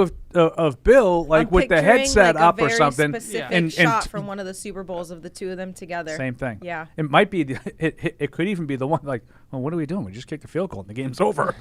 That was one of my Right. favorite all-time moments. It could be 3 people. Yeah. It could be Mr. Kraft too. Right. I'm cool with that. Yeah. The holy trinity of the New England Patriots. Yep. I think that that's all Drew. statues like. Gotta get Drew in there. Belichick All right, chill way. out. Belichick way. Like is that like Now I'm crying. stuff like This that. is, like, this that's is all kind in of the play. picture I like. This was after the San Diego game. It's always been a picture that I like. Show it to the camera. They're just He dapping has it each on other up. Zoom in. like he has it in You can his head. see it. No, I know. I've That's always not thought that's normal. great. It's them two after the game. This is with the it. guy who makes Yeah. fun of you because I can go back over Like the that. 2-minute drive that just happened in the game There you go. that was just played. He has a very specific picture ready to go on his phone. It's because Deuce is like his brain is like half Hollywood, half Patriots. Right, so like the right. creative side of things like feeds the He's not football wrong. side He's of not it. wrong. He's not wrong. And that was one of my favorite games. I was there. So. Nick in Germany, I'm it's gonna go just talk to Mr. surreal. Kraft. He says, I do not really know why, but I cried when Robert calls Bill the GOAT. I know it had to happen, but it makes me sad that the greatest run of all time comes to an end and will never be recreated. Thanks, Bill, for everything. You brought me to football from far away here in Germany. Yeah, that's another thing I would say. I mean, he part of like hearing people call him a genius, which I always kind of balk at a little bit, but the level of football knowledge he had, it inspired me to want to know more about the game and understand the game on a better level than just a kid who played high school football and gets the basics of it. Like what does that mean? How could you be a genius? And when you start to go down that rabbit hole of how much there is to know. I mean, Evan obviously is riding that wave too. It's I never would have known what gotten as into the game as I did without his kind of knowledge that inspired me. All right. Back to the phones. Let's go to Dominic in California. Hey, Dominic. Dominic. Good job. Going Bobby. once, twice, 3 times you're out. CJ in KC. What's up, CJ? Hey, what's up, guys? I can't say enough about, obviously what Belichick meant to the organization and, all the great things that I've gotten to experience while he's been the head coach here. My question is about kind of leaning towards the future. What do you think the expectations are going to be following the greatest coach of all time with the 3rd overall pick coming off of back-to-back losing seasons in a market that's used to winning a lot? Like, do you think that their first pick, the new head coach coming in, their first pick is going to determine if they're here for 3 years or 10? I mean, they got to hit on that 3rd overall pick. I mean, Yeah. that's I think that's I would the say big they piece. have to hit on at least 3 picks in this draft. Yeah. I mean, they've got some pieces. I mean, the person that wrote in and said that they're completely barren, I don't agree with that. Maybe offensively it's easier to make that argument, but they've got some pieces on defense, no question, but as we've talked about, it's an offensive league. That's what has to happen, but look, they just got to start stacking good drafts. And, how do they approach this free agency class? Are they going to, go all in on a couple big pieces, or are they going to try to spread it out a little bit and try to fill some of the holes that way? But at the end of the day, hit in the draft. That's the only way out of it. Yep. All right, thanks, CJ. What do we got? Tyler, look, I know I'm in the minority, but I don't want to see Bill go.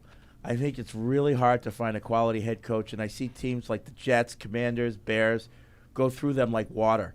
I'm not arguing the criticism isn't warranted, but the last thing I want to see is Bill do what Brady did and go to another team and win a Super Bowl. I think the issue is we didn't have a decent quarterback since Brady left. I believe if we had a competent quarterback play, we are a playoff team. Mac had a rough year with Patricia, but others like Trevor Lawrence dealing with Urban Meyer, Justin Fields having 3 offensive coordinators, or Baker Mayfield have overcome far worse circumstances. I think Mac isn't good. If he wins a Super Bowl with another team, I hope Greg Bedard keeps the same energy about Bill. I don't know what that last part means. I don't either, but I just would say, and again, I don't blame people for feeling that way about Bill. I mean, his record speaks for itself. Yeah.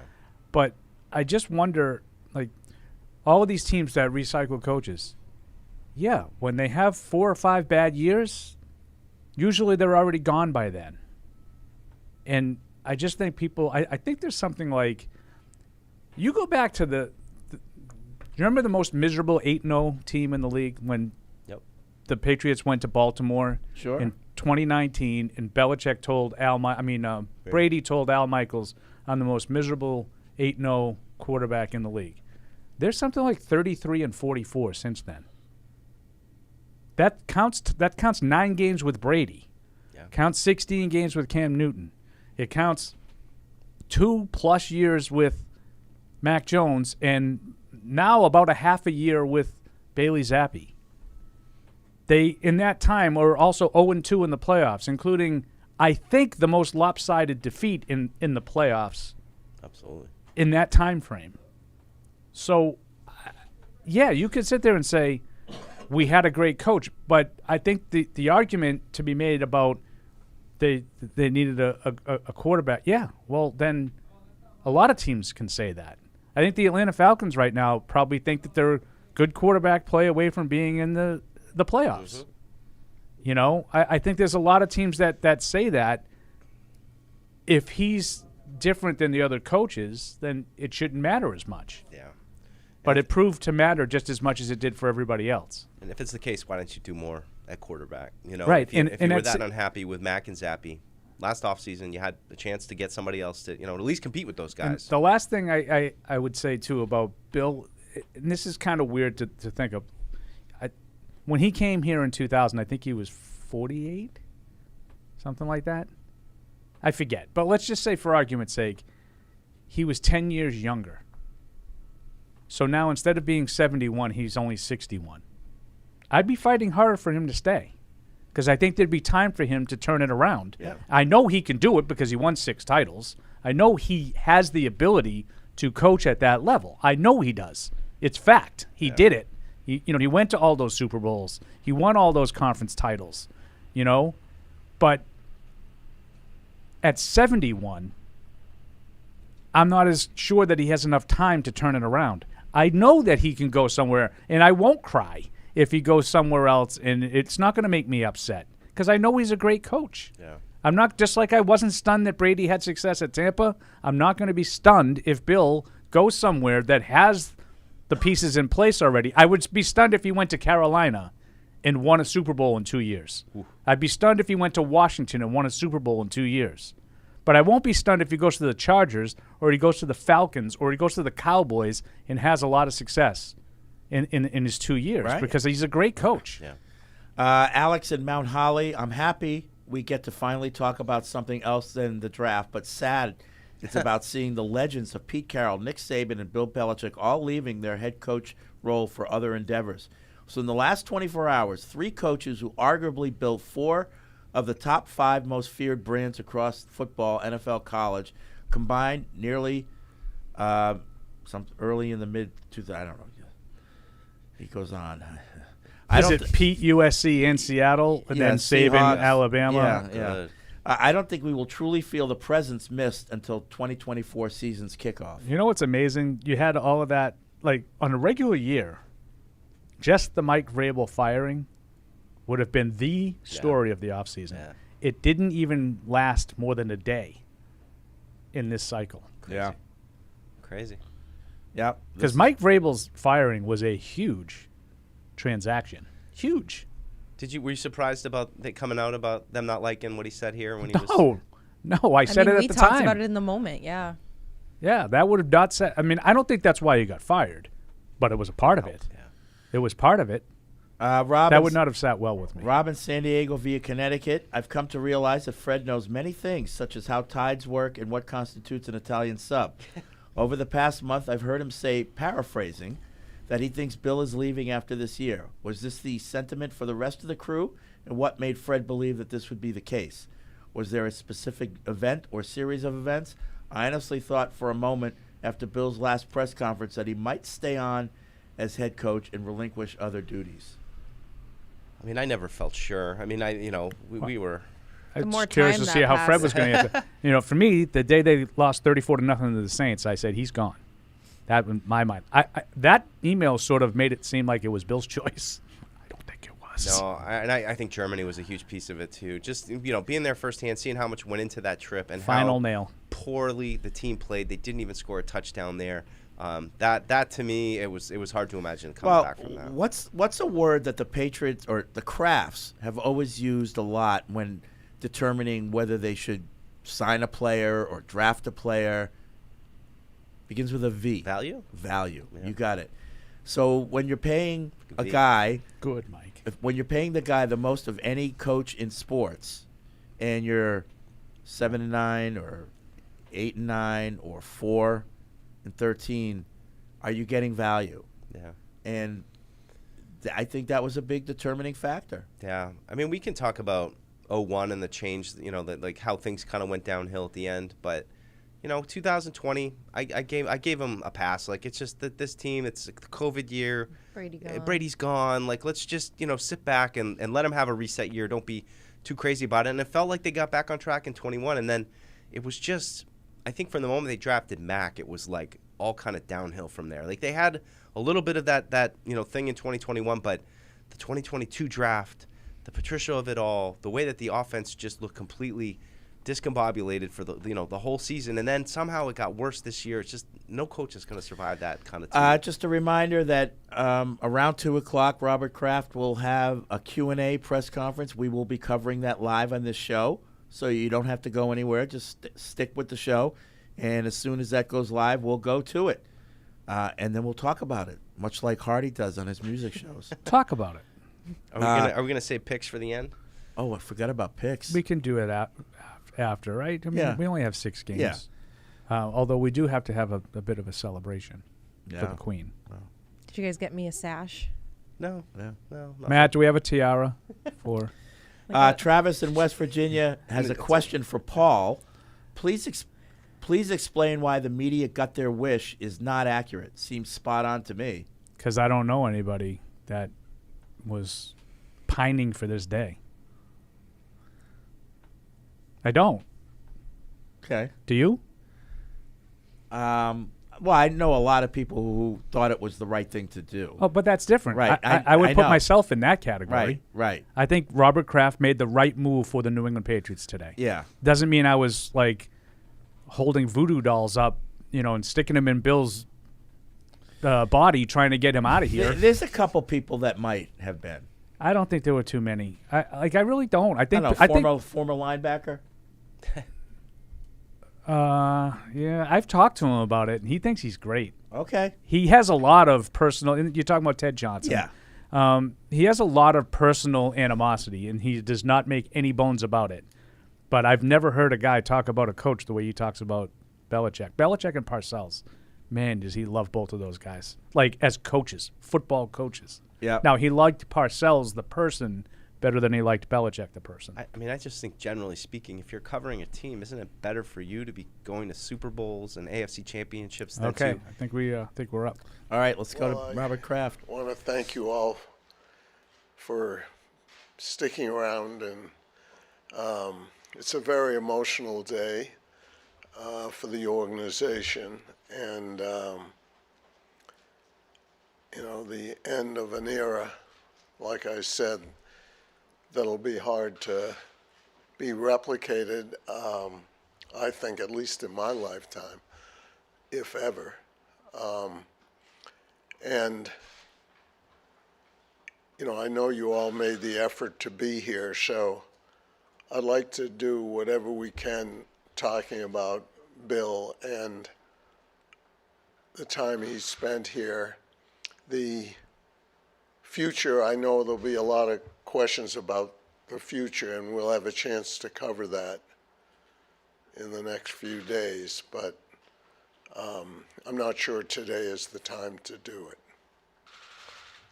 We'll do a post-game press conference style. Raise your hand. We'll try to pass a mic to you. We'll start with Mike Reese.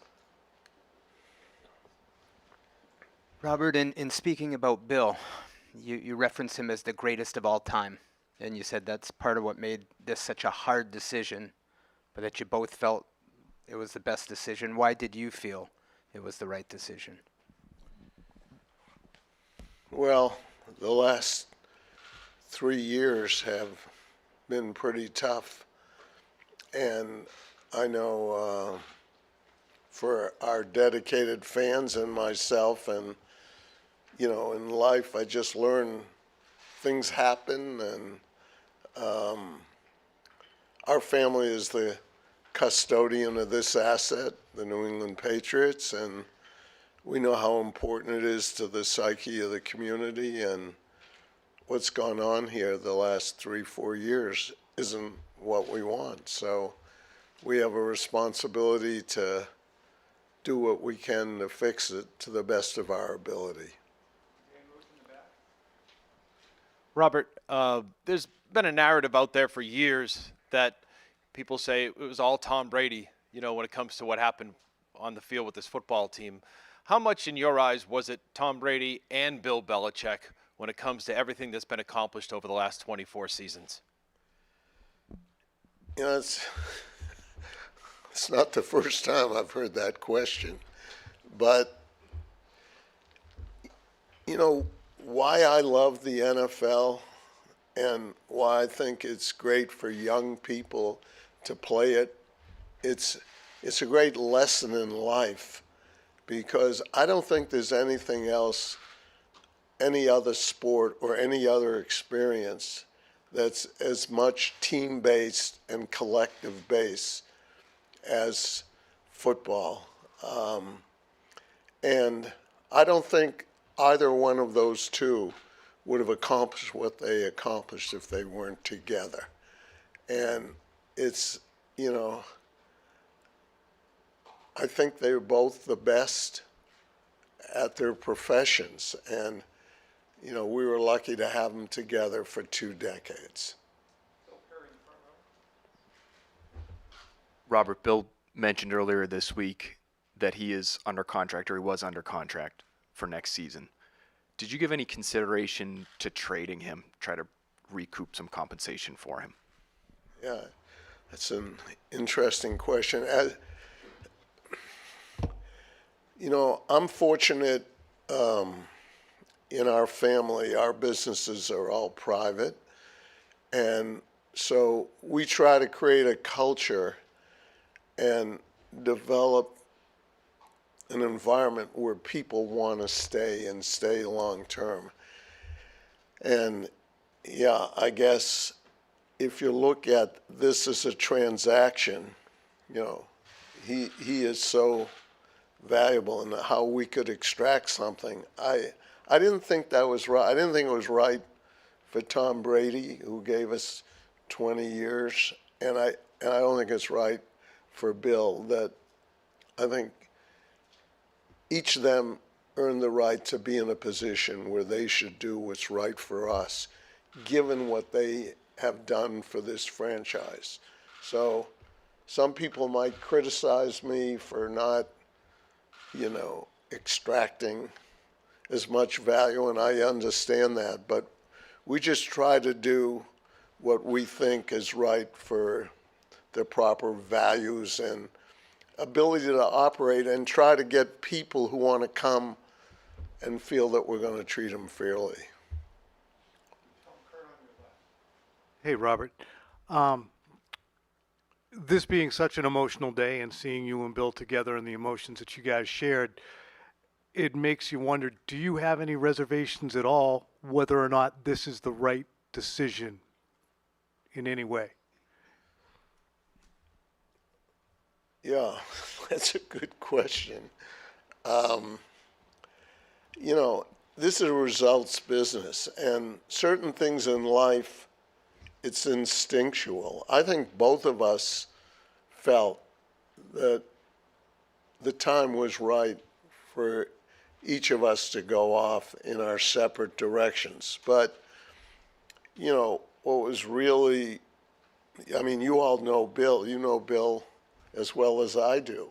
For him to say he'll always be a Patriot, and, it gives us, it's great. And, the last few days, since Monday, since we've been thinking about it and talking about it, I think our relationship went to a new place, because, this is very hard.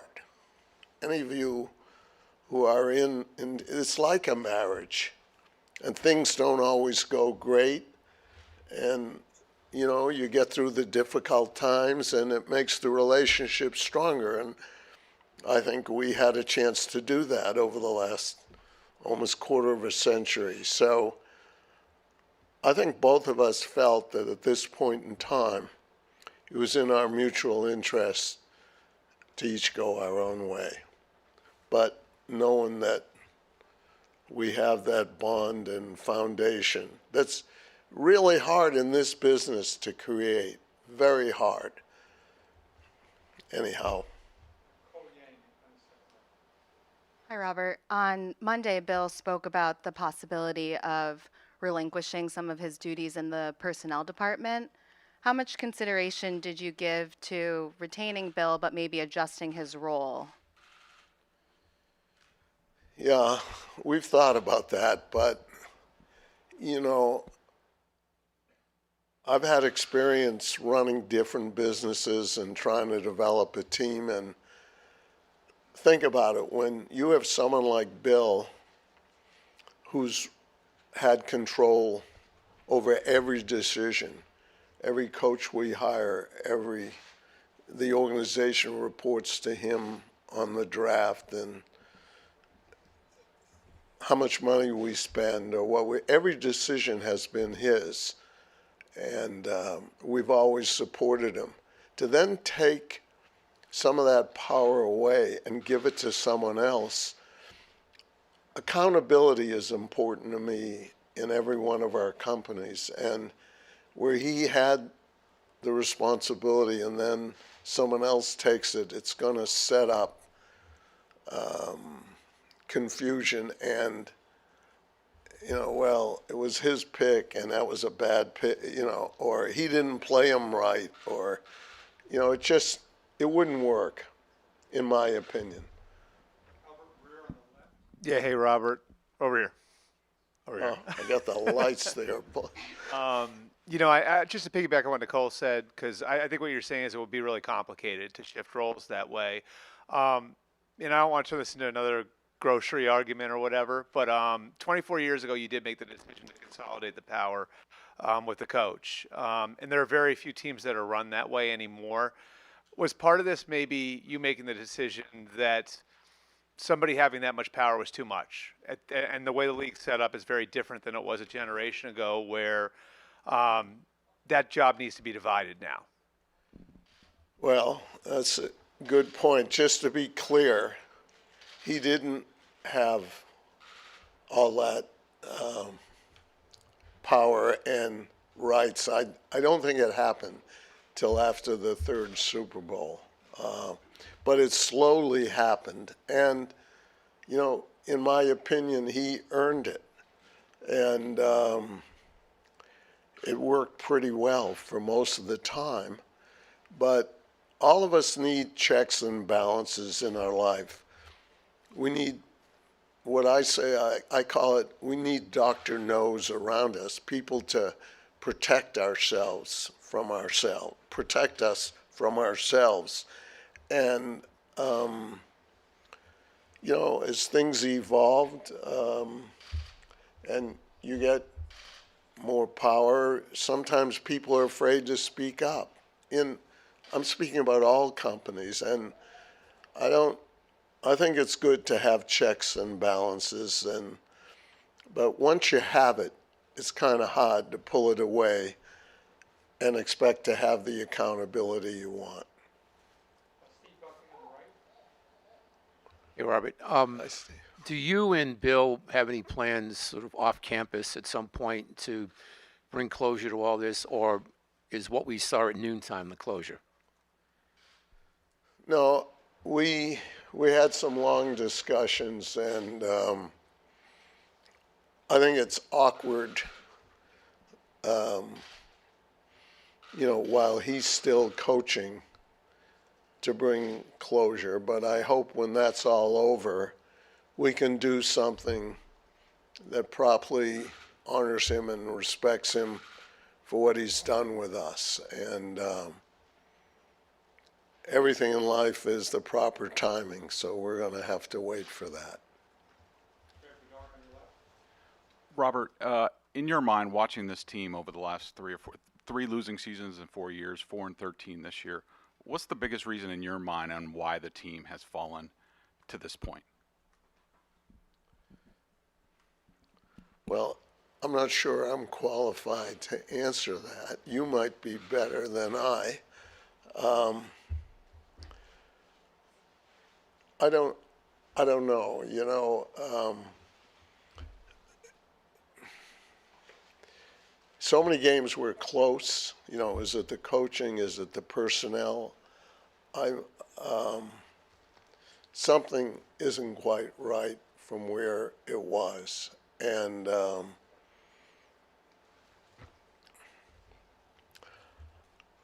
I'm not smart enough, I think, to give you a credible answer. Now that we have you, Robert, throughout the course of the season, as the losses were sort of piling up, did you ever talk to Bill about this potentially being it for him, what he would have to do throughout the rest of the season to, A, keep his job, or just the thoughts that you had, you know, as October rolled into November and has now brought us here to a 4-13 season? You know,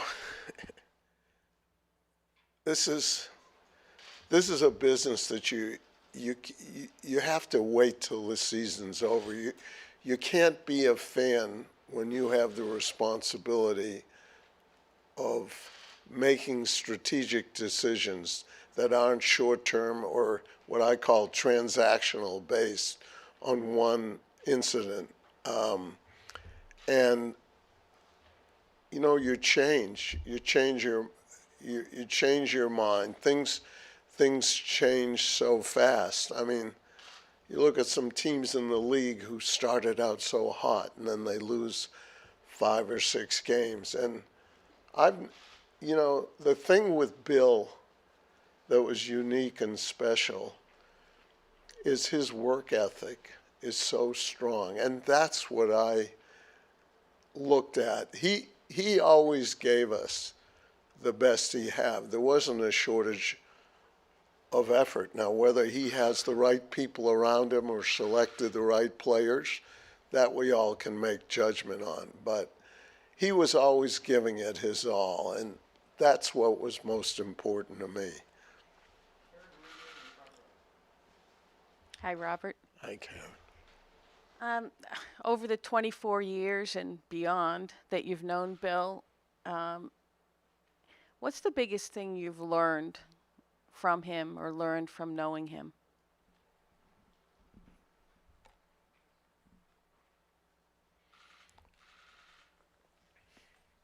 You're saying football related. Yeah, I'm not sure I can say one thing. The thing that always amazed me with him, and I get exposed to a lot of people, is he's the only person I've met with the football intellect and the knowledge. And I think part of that went back to his dad and the training he got, but also how he absorbed it as a little kid watching film with his dad. But what I saw in '96 when he got fired by the Browns and Bill Parcells said, you should go out and meet him. He's going to, I think, go to Miami, and we should get him here, because he had worked with him at the Giants, you know, and said how good he was. And I remember I went out in '96 and spoke with him at the Combine, and he agreed to come join us. And then I saw the impact he had in that season coaching the secondary and how he could relate to the players. What was that, 27 or 8 years ago? And how he knew how to give information, complicated, that they could relate to. And remember, we went to the Super Bowl that year, but we won the last 7 games, were mainly defensive oriented. And I thought to myself, here's a guy who can relate to the players at that level, but also has the football intellect and understands the economics of the game, that understands, because most coaches coming into the mid-'90s and late '90s didn't know how to put value, coming into a salary cap where you had the parity of budgets.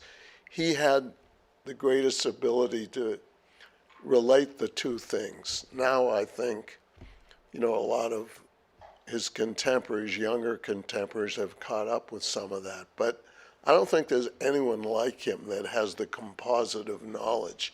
So that always impressed me. And then he can pull something out of the air, and quote 30 years ago some play in some game. And for those of us that have some short-term memory lapses, that really impressed me. Hi, Robert. Hi. In regards to the power structure that Belichick had and the upcoming power structure, I was curious, will you look to acquire a general manager first? And what do you see as the timeline in regards to the hiring process with the football structure up top and the head coach? Well, the question you're asking is very important. Until we settled what we settled yesterday and announced today, we will try to move very quickly to solve those issues, and we'll have a chance to talk about that in the very near future. We've already gone twice as long as I promised. We're going to end with a couple of final questions. Mike, Jerry. Robert, I know you talked about the amicable split and both sides deciding this was the right thing to do, but I'm curious, on Monday, if at some point in your meeting, did Bill fight for his job? We heard Pete Carroll sort of talk about that yesterday, like, I fought for it, but then realized this was the best way to go.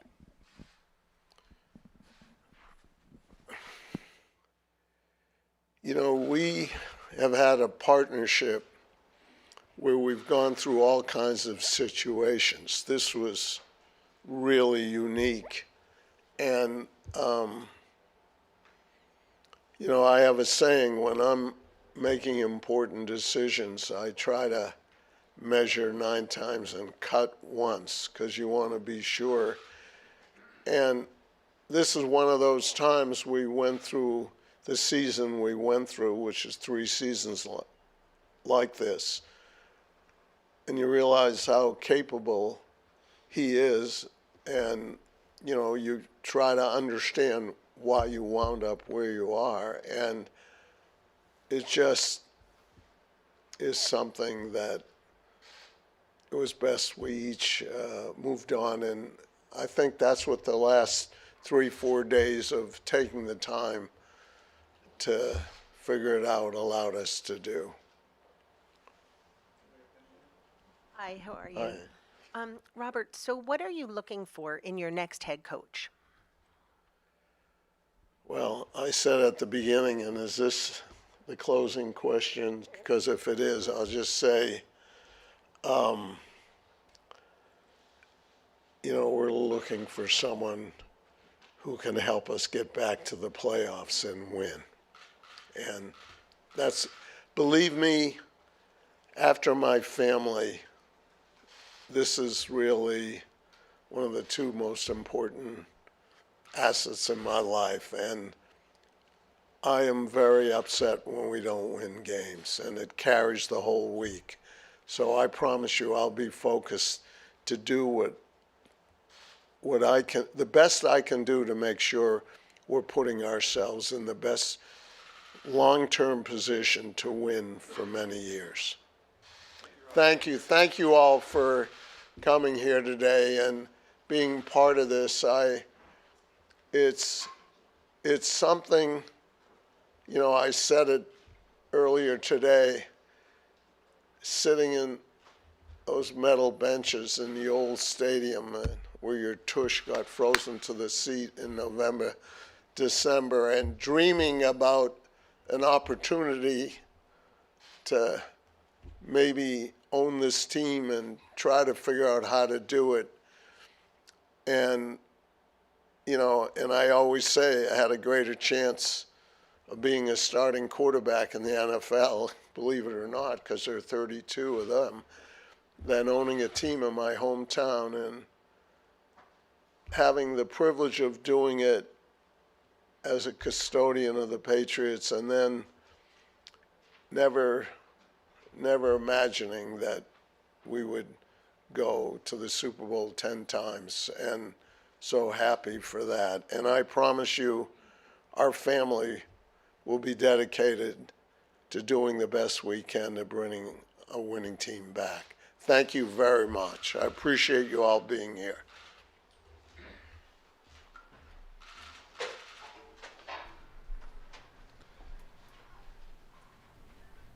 All right. That's Robert Kraft, as promised. Little disappointed he didn't talk about next steps, but I figure soon enough we'll be getting news on that. Yeah. Comments? Again, he intimated that it'll be tough to see Bill on the sideline with another team. Yeah. What do you know, Robert? What do you know? No, I mean, it seemed probably Bill's made his intentions clear that he would like to continue coaching. So, in terms of not really talking about what's next, I mean, I thought he, did the best he could. I mean, this is hard, and I mean, clearly we all watched these games and felt the same way. Like, there's just something wrong. We don't know exactly what it is. It's a lot of things, but something's been wrong, and the change had to happen. We got one right.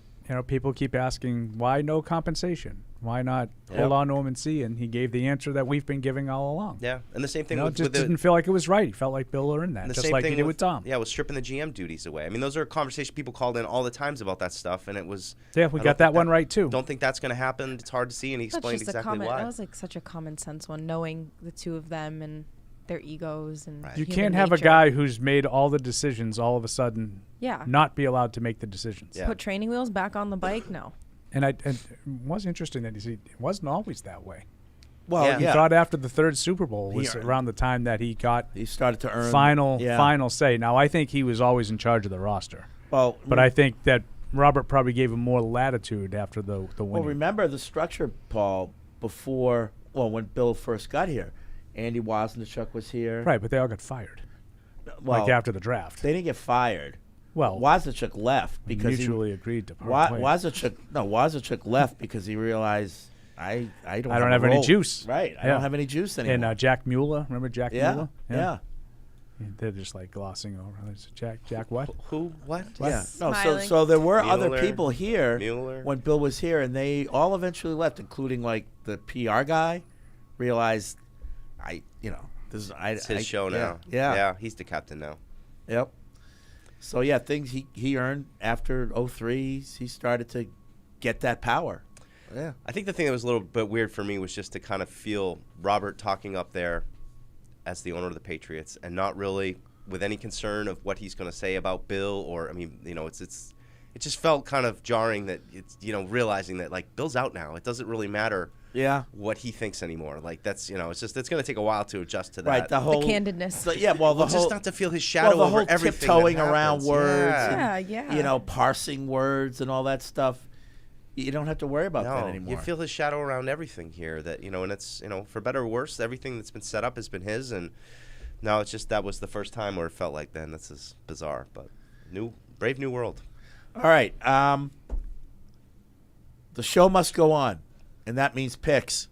What? It's that time of the show.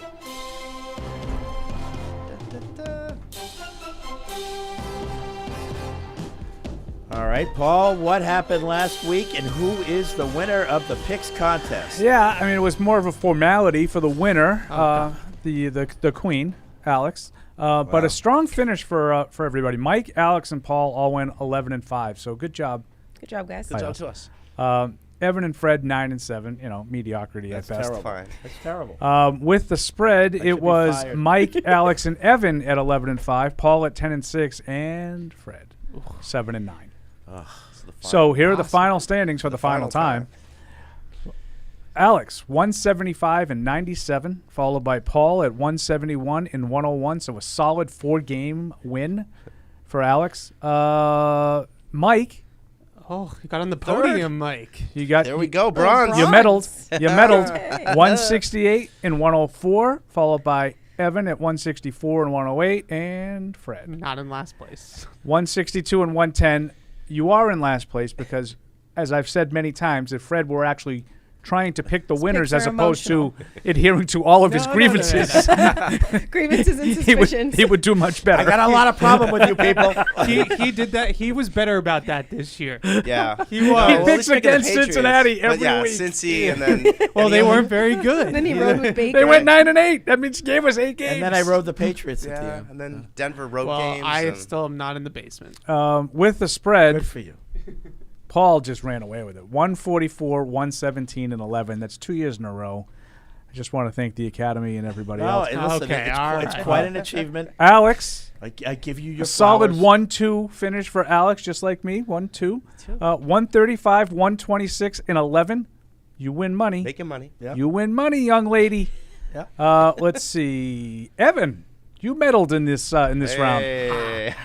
Get off the podium. You deuce. medaled, but you lost money. 128, 133, and 11. You paid to be there. Followed by Fred, 125, 136, and 11, and Deuce. Sneaky negative. 120. Okay. Sneaky negative. 124, 137, and 11. Game. So I lost by to Fred by one game. One game. Wow. Never had that one was lesson. close. Sneaky negative was the best line in your little Good song job, there. everybody. I dubbed that, Yeah, too. that I is- was no, very that proud is- of that. that I is dubbed you small. sneaky negative. So now we start over. Right. It's all over. Clean slate. Just so everybody can see if they want to get the camera on that. Zoom in. No, That's Camera not one. how the camera works. Camera two. That's There not it how is. Yeah, you can't see it. Wild card weekend coming up. Yeah. All right, here we go. Clean slate. So today. I don't even know what day it It's is. Thursday. We have the 2 Celtics games again, on Saturday. 4:30 on NBC and Peacock. So if you're not in the Cleveland or Houston area, you must watch this game on Peacock. Are you sure this is the game? Sorry. Yep. I thought the late game was the one on Peacock. Oh, I'm sorry. This one is also on NBC. They're both on Peacock, but this one you can also see on NBC. Yeah, because I think there's a method to their madness. They put the best game of the weekend on Peacock. Yeah. Thanks. So the 11-6 Browns are at the 10-7 Texans. Cleveland, a road favorite by 2.5. Whew. A lot of injuries in these games, I'll tell Yeah, you. I'm going to do it, though. I'm going to go with Joe Flacco on the road with that defense. Young Houston team, maybe not quite ready yet to take on a tough D and a veteran quarterback who makes mistakes but makes plays. So I'm going to go Cleveland minus 2.5. Yeah, Cleveland win, Cleveland cover. Would love to see it. I'm gonna go with C.J. Stroud. I just think that he's got the goods, and I just at some point Joe Flacco is gonna cost the Browns a game, and in lockstep with Bill Belichick, I'm picking against the Browns. I'm going with the Texans. Yeah, I love me some Joe Flacco, as you all know, but he's the quarterback that actually makes mistakes. Stroud really doesn't. He only has 5 picks all year. I think the home field will be relevant. I do think Cleveland has more playoff experience, but not much. Most of these guys haven't played in a lot of games. I'm going to take the mild upset, Texans. That's a bold pick, Paul. I think I may have picked Cleveland when I did it online, too, so I'm all over You the map. should have stuck with Cleveland because Cleveland is the team that's going to win this game. I give Flacco some experience credit in this one. C.J. Stroud obviously has no playoff experience. I'll be rooting for Flacco. He's my guy. So I'm going to go with Cleveland. All right, now the 8 o'clock game is only on Peacock unless you're in the Miami or Kansas City markets. Yeah, and this is a really good matchup, Cold, too. Yeah, cold. The 11-6 Dolphins are at the 11-6 Chiefs. In I know the early forecast was like -2 or something like crazy, that. right? Really Oh cold. my. Yeah. And none of the Dolphins are playing, so this is an interesting matchup. Chiefs by 4.5. Yeah, I'm going to take Kansas City at home in the cold. Tough to pick Miami on the road in this situation. Given their injuries, I got to go with Patrick Mahomes. Yeah, I'm with Mike. I was going to split it, pick the Chiefs to win, but the Dolphins injury report, the cold, just a lot of negating factors there. So double Chiefs. Yeah, I was going to pick the Dolphins as well, just because I don't think the Chiefs have really played well this year, like on the whole. But I think that maybe the Chiefs have a little 2018 Patriots in them where they're a veteran team that's just going to flip the switch when the playoffs come. Not sure they're going to win the Super Bowl, but I'm picking Kansas City to win this game, and I'll take them both ways. Yeah, I really wanted to take Miami, too, because I think Miami is a better team. I think at full strength, they have better talent, and it wouldn't bother me being on the road, but it's like too many guys they out. They sign like every free agent pass rusher. Like that's Melvin out there, Ingram, right? like hasn't even been on the team, Yeah. and he's going to be starting probably on the edge in this game. So I got Kansas City both ways. Yeah, the difference in this game is Kansas City's defense, which is kind of weird, but that's going to be the difference. Chiefs win the 8 o'clock game on Saturday. We move to Sunday. You guys will have to tell me what happened because I'm not sure I'll be able to watch it. Why? Well, I'm not going to be home, so I don't know where I'm going. If they're going to be having like streaming service, it's all speculative. I don't know. This streaming nonsense. Get it on your phone. Sunday at 1 on CBS in Paramount Plus. Big weekend for streaming services. The 10-7 Steelers are at the 11-6 Bills. Buffalo by 10. Ooh. That's a lot. Steelers are. Yeah, that's a lot of points. I'm definitely taking Buffalo to win, but I'm going to take the points for Pittsburgh. Just feel like they're scrappy. They'll keep it a little close. I'm just gonna go Buffalo, both ways. I am also going to take do the deuce, and I'm going to take the Bills with the points for the Steelers. I just think that the Bills also, like kind of like the Chiefs, just aren't 100% on firing on all cylinders to cover a 10-point spread in the playoffs. I agree. There's no question that Buffalo should win this game by 10 points, but I don't think they will. I'll take Buffalo to win, but I'll take the points. I'm on board with that as well. Bills, but they don't cover. All right, 4:30 on Fox. The 9-8 Packers are at the 12-5 Cowboys. Dallas by 7.5. Another big spread. Oh boy. That is a big spread. Yeah, I'm going to lay it. I'm going to take Dallas. I'll lay the points. I am tempted by Green Bay. I think they'll show some spark, young team, but not enough. Spunk. Yeah. I hate spunk. Hate streaming services too. No, just when if I was home, I'd just put it on, but I don't know where I'm going to go if they're going to have like that Felker, crap. you're not. Yeah, you never know. I could be going to Felger's house. What do you got, Alex? I'm gonna take the Cowboys, both ways. I'm with Alex on this one. The Cowboys at home are a different football team. I like them both ways in this game. I agree. I think Dallas will win the game, but I will take the hook. 7.5. I think Green Bay might get a by the way touchdown and cover. Dun, dun, dun, dun, dun, dun, dun, dun. Go, Pack, go. The big upset. Yeah. Upset of the weekend. You see what I mean? The Packers win, even though it's in Dallas, and I know they've been playing well at home. I'm going with the Pack. Jordan Love, coming out party. I was very wrong about Jordan Love. I'll wear that L. Here we go. Good player. Here we go. All right. And I love when Jerry loses. I mean, you can't determine whether or not a guy can play after like 6 games. Or like training camp, joint practices against a 4-win Patriots team. We were confounding him. At that time, Juice and I thought, really, So did you get me, Paul? I did Green Bay. He made some Outright. plays. It was just Yes. like he'd make one great play and then he would throw it into the ground. Put and you you're down like, for what Green was Bay. that? Yeah. Okay. And I laughed and said, that's why I can't really celebrate when I beat you in the picks. I know. 8 o'clock on NBC and Peacock. The 10-7 Rams are at the 12-5 Lions. Detroit game. by This is a good 3. game. Great irony in this game with Stafford and Goff going Yeah. against one another. I got to go with Paul's guy. I'm going with the Rams +3 on the road. They're playing well. I think Detroit will get clammed up and lose to their old quarterback. I want to take the Rams too. I hate it. I really like the Lions, but I don't know. Something in my intuition. Yeah, this is your upset of the week, Fred, right here. Rams over Lions. I just think the Rams have a little metal to them, and I can't believe the Lions until I see it. I just can't believe it. Rams. Yeah, I think Detroit will win this game, and I think they'll win it kind of easily. I think the Rams' defense is really bad, and they won't be able to keep up. Stafford will play well and keep them in it, but they won't be able to keep up. Detroit. Yeah, Paul, I'm surprised we're both on the same side here. Lions win this game. This is a good game to pick the upset with because the Rams are the sneaky, dangerous team right now. Oh, yeah, the Rams are okay. They're pretty good. But I can't imagine the Lions losing in the first round. I just think Dan Campbell's going to will them to win this game. I mean, anytime you give Dan Campbell a week to prepare for a playoff game. Oh, God. Well, if he wins, if they go on a run, the Lions, then the just get the leader of men coach, we'll start to pick up some steam, because that guy definitely is not doing the X's and O's. So. All right, and your final game, Monday You say night that with on disdain. 8 o'clock. Oh, This game much is on disdain. ESPN, ABC, ESPN2, ESPN Plus, and ESPN Deportes. My favorite, Deportes. The That was good 11-6 pronunciation from Eagles are at the 9-8 Buccaneers. This would, in my opinion anyway, be the worst matchup of the week, which is probably why it's stuck on Monday night. Eesh. Eagles by 3. 1-5.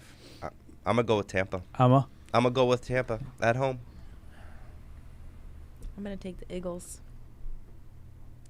Yeah, I'm still taking the Eagles. I just don't think Tampa's very good. They're frisky, but not good enough to play with the big boys. Yeah, I'm going to take the Eagles too. I think I had this at 3.5 somewhere, and I took the points. But if it's just flat 3, I'll take the Eagles both ways.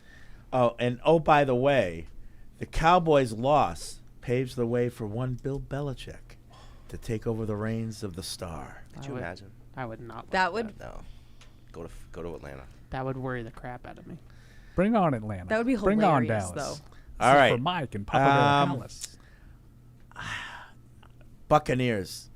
There you go. Let Baker bake. Let Baker bake. Every single one of his picks is exactly what you said. What? Every pick is There made. has to be some things that happen that people don't expect. Oh, but if you were just picking upsets, that would be one thing. You pick with your agenda. There's a difference. What's my agenda here? You hate Dallas. You like Baker. You don't like Jerry. You're sick of the Eagles because No. they suddenly started to win. But he loves Baker. That's Let Baker bake. Yeah. I Doesn't make any true to sense. Baker. I said a long time ago, Evan, I said the league's better with Baker Mayfield in I it. know you And did. Paul was like, what does that even mean? It's a great It's point. like, what does that And mean? that started Baker's like You little know, run. like people say like college football is better when Notre Dame is relevant. Yeah. I totally understand what that means. The NFL is better when Baker Mayfield is good. What does that I think mean? he's a personality. I think it's good to have guys like He him. likes the commercials. Yeah. And I like the commercials. They're good. By the way, he's good at them. Much I- better at that than he is not to the quarterback. same level, but I think it's good when Gardner Minshew's winning. He's a personality. He enjoys the game. He's having fun.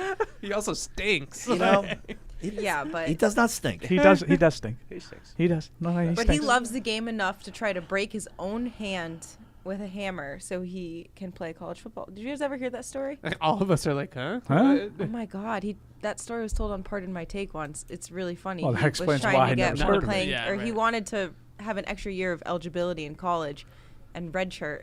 So he tried to break his own hand. God. And this is the guy that you think is better for the league. Look if up the he's story. good. Left hand probably. Sounds Ca- like something Dan Campbell. Characters would wanted in the NFL. Characters wanted. As long as they're not breaking the law. All right. That's going to be it for this edition of Patriots Unfiltered. It was a big day, Super a PU. historic It was day. a super PU. Yep. Yeah, it was. Who knows what's going to happen next? And if it does, if we have to do an emergency podcast, we might. We'll see. But other than that, we'll be back on Tuesday with another edition. We'll see you then. Thank you for downloading this podcast. Subscribe on Apple, Google Play, and everywhere else you listen. Like the show? Please rate and review us. Listener comments and ratings help keep us high in the podcast rankings so new listeners can find us. Be sure to check patriots.com for more news and more podcasts. The world's original podcast.